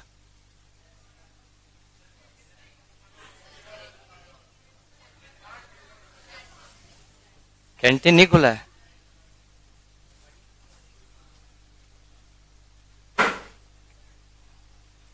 हाँ करते हैं। क्वेश्चन नंबर 5 पे ले आओ। 6,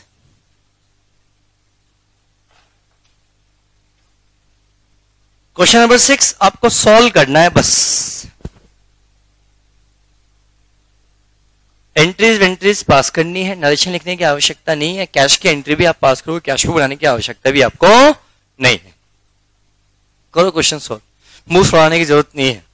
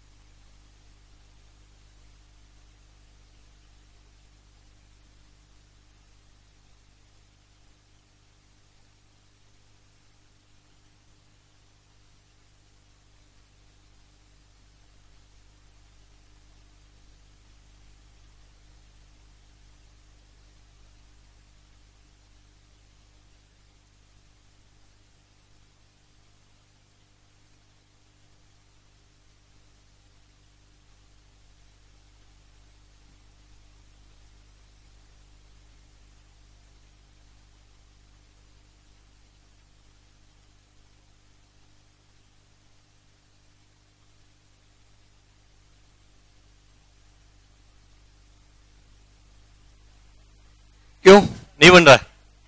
टफ है।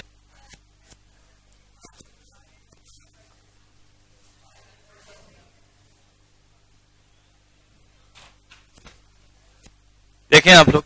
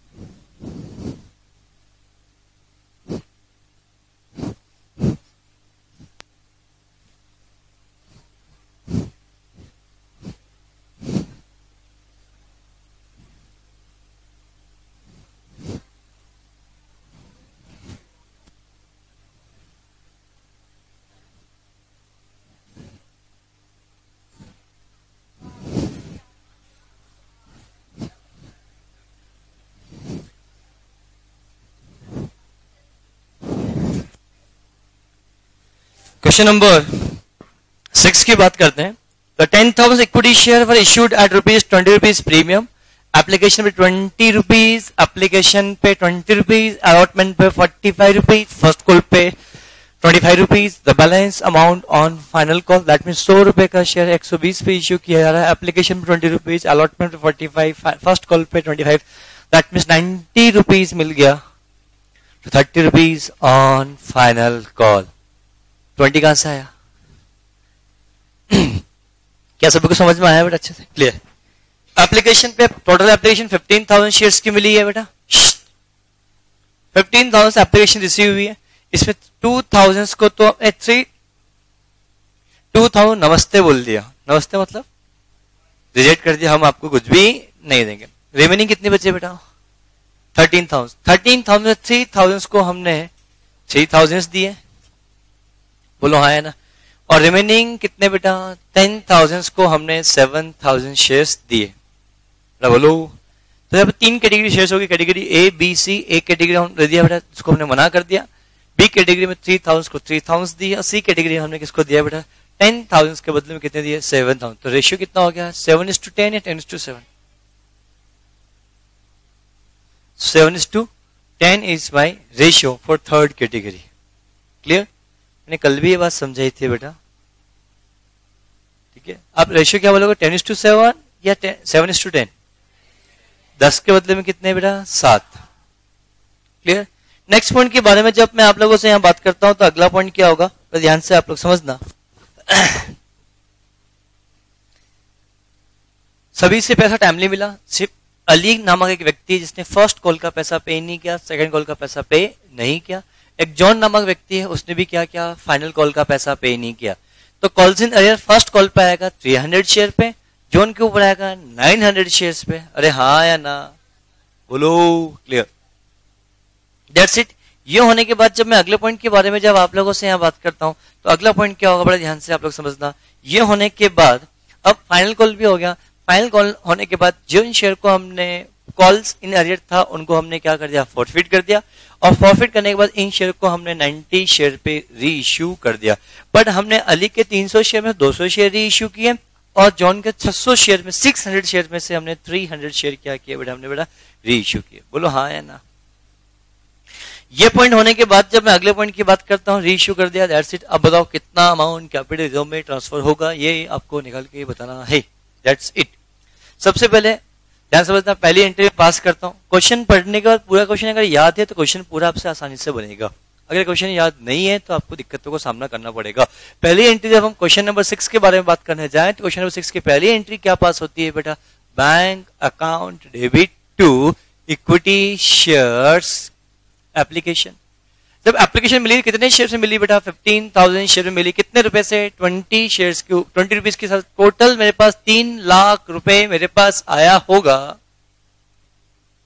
अब इस 3 लाख रुपए आने के बाद जब मैं आप लोगों से यहां बात करता हूं तो equity shares application account debit to कितना होगा बेटा? 3 लाख रुपीज।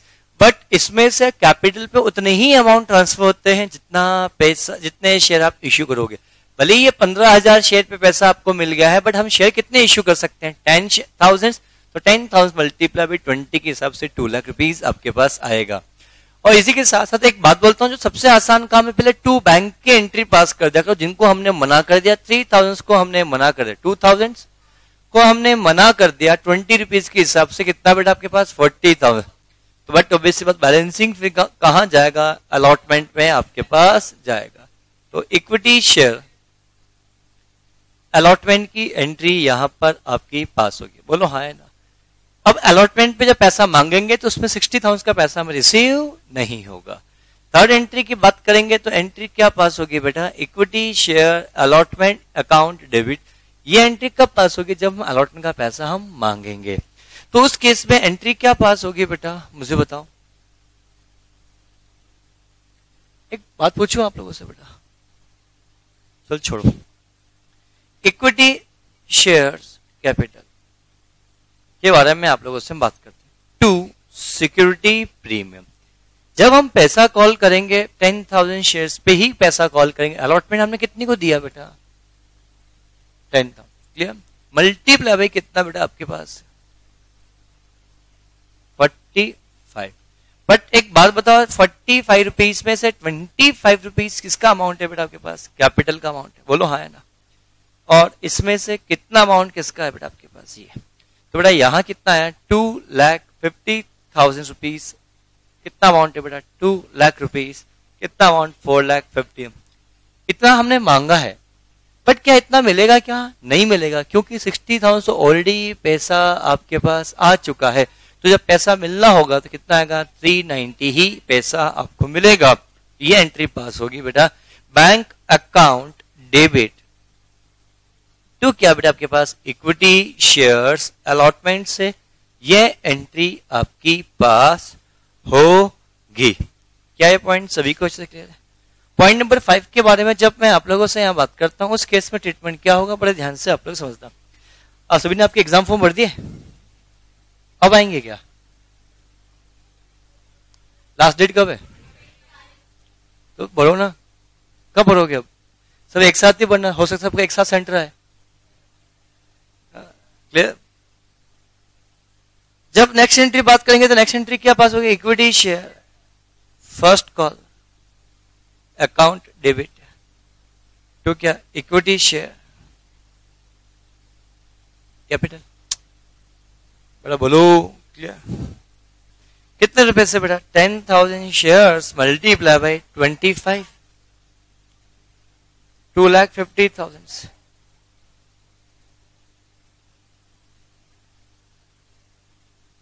क्या पॉइंट सभी को अच्छे से क्लियर है? बोलो क्लियर? अब एक बात बताओ, पैसा मांगा है, सिर्फ एक व्यक्ति अली था जिसने 300 शेयर का पैसा पे नहीं किया, बाकी तो सबने पैसा पे किया। तो एंट्री क्या पास होगी बेटा? बैंक अकाउंट डेबिट तो होगा, इसी के साथ साथ कॉल्स इन अरियर अकाउंट भी क्या होगा बेटा? डेबिट होगा। टू क्या होगा? इक्विटी शेयर्स फर्स्ट कॉल होगा। कितना आएगा बेटा? 10। बोलो सबसे 300 शेयर पे 25 रुपए के हिसाब से पैसा नहीं मिला, दैट मीन 7,500 नहीं मिला। कितने में से बेटा? 2.50 पैसे।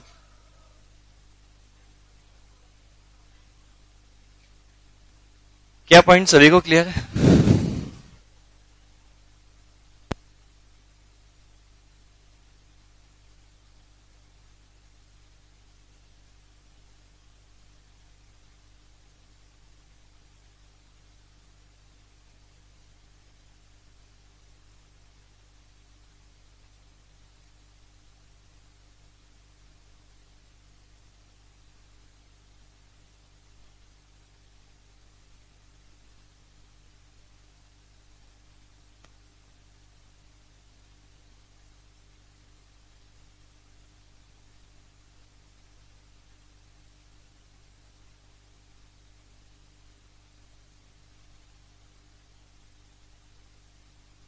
देखो बड़ा ध्यान से समझना, क्या पॉइंट सभी को अच्छे से क्लियर है? जवाब दो, डाउट है इसमें किसी को क्या? अब इसी के साथ साथ जब हम अगले पॉइंट के बारे में बात करेंगे तो उस केस में क्या ट्रीटमेंट होगा चीज के बारे में अपन को यहां समझना है। जवाब दो, क्लियर? तो उस केस में एंट्री पास होगी। अब कॉल करेंगे क्या है? इक्विटी शेयर फर्स्ट नहीं, final call account debit to equity share capital. Yes please, कुछ बोला? सॉरी बेटा। अच्छा, अमाउंट कितना? 10,000 मल्टीप्लाई बाय कितना बेटा? 30 के हिसाब से कितना आएगा बेटा? 3 लाख रुपीज। राहुल प्रॉब्लम में? स्वप्निल कुछ समझ में आया? कहां तक सही हुआ अपन से बेटा? कहां तक सही हुआ बेटा अपन से? पूरा सही है अभी तक क्या? और जो गलती भी समझ में आई? 3 लाख रुपीज यहां पे आएगा, बट यहां पे 27,000 इस बार आएंगे बेटा। क्यों? कि एक व्यक्ति 300 है और एक के पास 600 है, मल्टीप्लाई से कितना बेटा? 30 रुपीज से। नहीं आया समझ बेटा? दैट्स द पॉइंट जहां इस चीज के बारे में हमने यहां पे बात किया। कितना आया? 2,70,000 सही था। क्या फाइनल कॉल हो गया? अब फॉरफीचर करें या ना करें? क्यों क्वेश्चन ने बोला है इसलिए करेंगे, अपनी मर्जी से नहीं करेंगे बेटा। जब फॉरफीचर की बात करेंगे तो हम अली के शेयर अलग फॉरफिट करेंगे और जोहान के शेयर क्यों सर? क्योंकि हमें अमाउंट पता करना पड़ेगा कितना अमाउंट कैपिटल में जाएगा इन सो बातचीत नहीं बेटा। Equity share capital account debit 3,000, am I right? Oh I am sorry, 30,000। क्या सिक्योरिटी प्रीमियम डेबिट होगा? नहीं होगा, क्योंकि मिल चुका है या मिलना बाकी? टू इक्विटी शेयर्स अलॉटमेंट नहीं, फर्स्ट कॉल हाँ, फाइनल कॉल हाँ, शेयर फॉरफिट हाँ। कितना अमाउंट आएगा शेयर? हाँ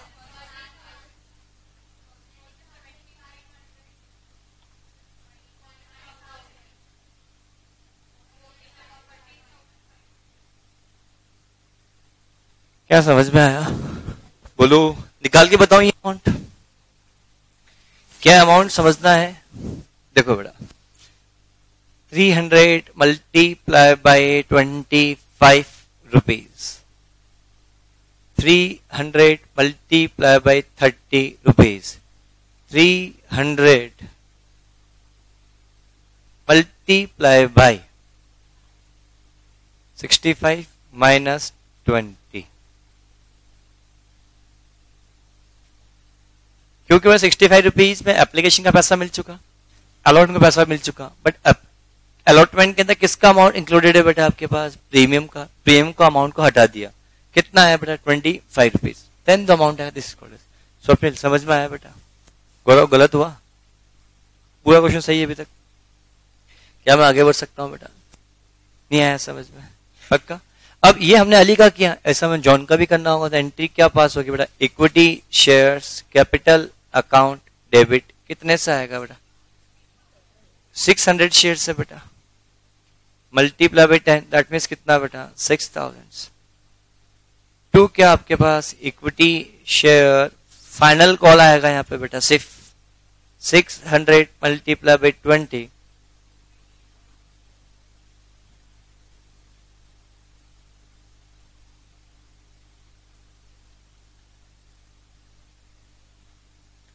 टू क्या आएगा? Equity share share forfeited account कितना बेटा? 600 शेयर्स मल्टीप्लाई बाय 90 माइनस 25। क्योंकि हम 90 rupees equity share application plus allotment plus first call का पैसा मिला 90, फिर 90 में 20 रुपीज प्रीमियम का है, उससे हम माइनस करेंगे तो यहां पर आएगा 42,000।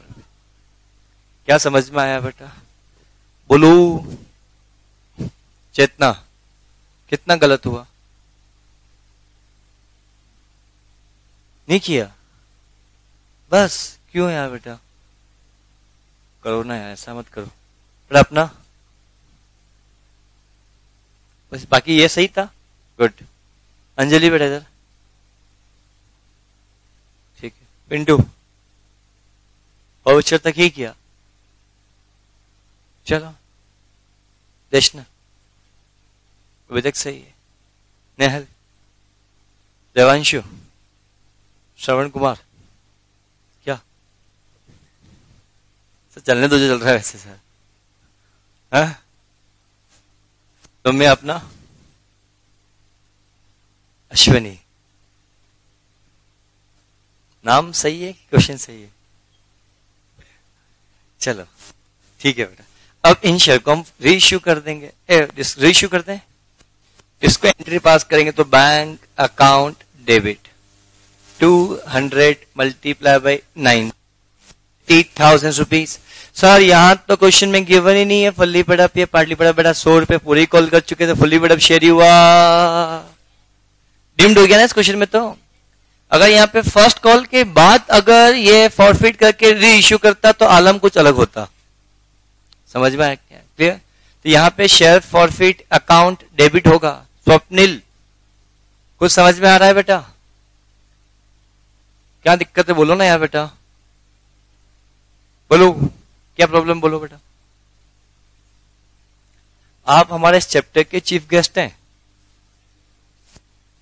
ऐसा एक भी दिन नहीं हुआ जब से चैप्टर स्टार्ट हुआ हर लेक्चर में आपको मैंने आपका नाम नहीं लिया हो तो बेटा। हाँ लाखों लोग स्टूडेंट्स लेक्चर देखेंगे बेटा, उसमें से आपको स्वप्निल नाम, ऐसा बोलो। फिर ये समझ में आया? यहां दिक्कत है क्या? अब से बात करें। अब शेयर फॉरफिट किया तो अली के शेयर हम फॉरफिट करें, कितने शेयर बेटा? 300 शेयर्स। जितना पैसा हम कॉल कर चुके हैं, कितना पैसा कॉल किया? 100 रुपये पूरा कॉल कर चुके हैं, तो 300 मल्टीप्लाई, अच्छा ये आई एम सॉरी री इश्यू कर रहा हूं बेटा। कितने में इश्यू किया? कितने शेयर? अली के 200 शेयर।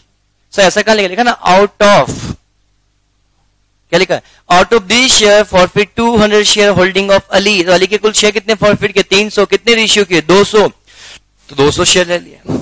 एंड जॉन के कितने शेयर? 300 share issued at ₹90। 90 में इश्यू किया, 90 पैसा आया।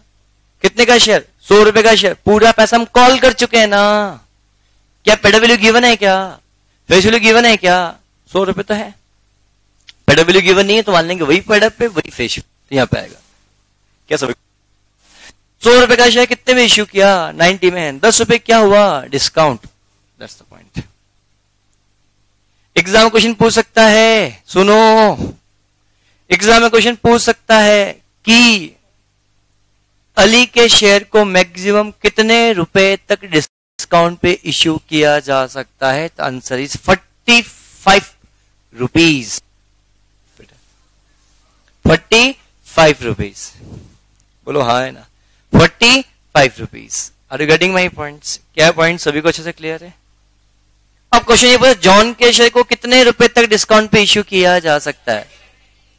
70 रुपीज तक के डिस्काउंट पे इश्यू किया जा सकता है। बोलो हाँ है ना?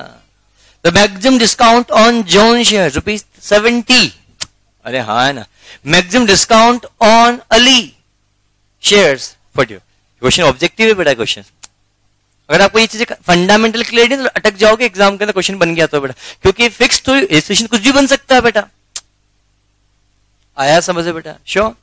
नेक्स्ट पॉइंट के बारे में चर्चा जब आपके साथ करेंगे उस केस में ट्रीटमेंट क्या होगा देखिएगा। अब इसको भी शेयर इश्यू कर दो तो bank account debit, shares forfeited account debit to equity shares capital. कितना?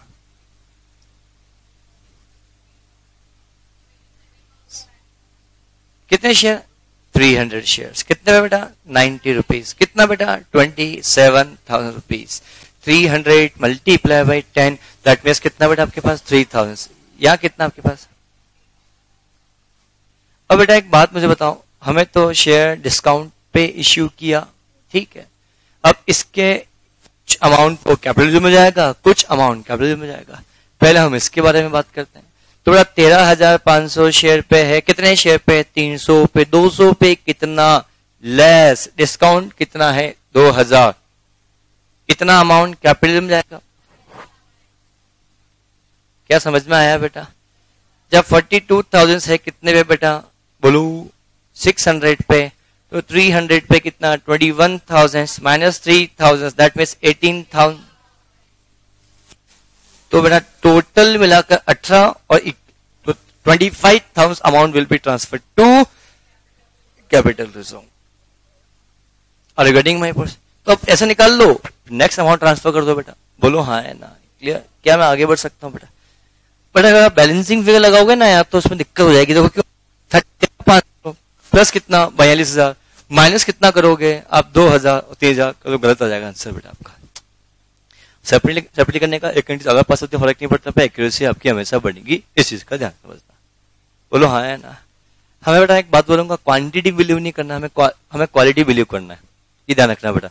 एक क्वेश्चन गलत कम होना वो अच्छा लगता है, अपने क्वेश्चन ज्यादा किए पर गलती ज्यादा, मतलब क्या? क्लियर? तो 5 क्वेश्चन करो तो 5 क्वेश्चन सही होने चाहिए। 20 क्वेश्चन के तो ऐसा नहीं कि 30 क्वेश्चन 30 को 30 सॉल्व ही करना है। 20 करो पर सही, 25 करो पर सही। अकाउंट्स कितने मार्क्स का है? 35 क्वेश्चन आएंगे, 5 क्वेश्चन छूट भी है तो फर्क नहीं पड़ता, ध्यान रखना बेटा। पर 30 करो पर 30 अच्छे से होने चाहिए बेटा। समझ में आया ना? ऐसा नहीं कि नहीं सब तो किए जाएंगे जो होगा देखा, ऐसा बिल्कुल भी नहीं होना चाहिए। जितना करो उतना बहुत अच्छे से करो, बाकी कुछ भी मत करो बेटा यार। ऐसे तुक्के मारने से काम चलेगा नहीं। क्यों? जब इफेक्टिव टाइम आपको लग रहा है कि हमने ईमानदारी से क्वेश्चन सॉल्व कर लिया, फिर ही नहीं है तुक्के मारो, माइनस मार्किंग तो है ही नहीं आपके सिलेबस में। तो क्लियर ना? बस शुरू से तुक्के मारने क्वेश्चन मत करो। 35 क्वेश्चन है, मैं सबसे पहले बोलता हूँ हर क्वेश्चन को बहुत केयरफुली रीड किया करो। पहले क्वेश्चन को पढ़ना अच्छा, शांति से क्वेश्चन पढ़ने का, और क्वेश्चन पढ़ने के बाद क्वेश्चन दिमाग में फिट होना चाहिए। फिट क्या पढ़ लिया उसको देखने की आवश्यकता नहीं होनी चाहिए। बार बार हम क्वेश्चन को लाइन देखते हैं ऊपर क्या लिखा है, ऐसा होना ही नहीं। अब हमेशा ये आलो डालो क्वेश्चन पढ़ने के बाद क्वेश्चन दिमाग में फिट हो जाए। जब ये आदत आपकी होगी, मैं फिर बोल रहा हूँ अकाउंट्स आपका बहुत ज्यादा आसान है। क्योंकि कभी कभी क्वेश्चन टफ क्यों लगते हैं, हमें बाबा ढूंढना पड़ता है, कंफ्यूजन होता है, तो मारो गोली यार, क्या करना है क्वेश्चन को। इतने क्वेश्चन एग्जाम में आपके आएंगे नहीं, बट स्टिल आपको पता होना चाहिए कि एंट्री पास कर लोगे। Share forfeited account debit to कितना बेटा 25,000।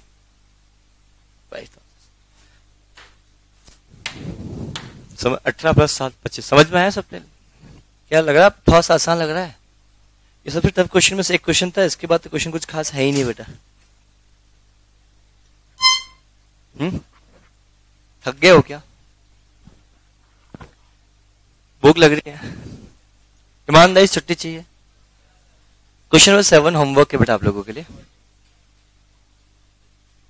Question number 8 is also homework.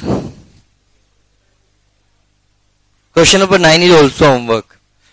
Question number 7, 8, 9 3 question homework है। कल मेरी बैच रहेगी बेटा, है ना? नहीं होगी तो मैसेज करूंगा बेटा। अभी तो हाँ, अरे हाँ कल तो टेस्ट है ना, ठीक है बेटा। हाँ डेप्रिसिएशन का टेस्ट होगा कल। कब होगा? जो मेरी दिन वाली जो बैच है 1:30 पे ना, उस पे टेस्ट होगा। डेप्रिसिएशन के 3 टेस्ट होंगे बेटा, है ना? उस पे कल जो टेस्ट होगा वो लेवल 1 होगा। लेवल 1 होगा। उसमें लेवल 1 में क्या आएगा, थ्योरी प्रैक्टिकल मुझे नहीं पता। समझ पाए ना मैंने क्या बोला? लेवल 1 होगा, फिर लेवल 2 होगा और फिर लेवल 3 होगा।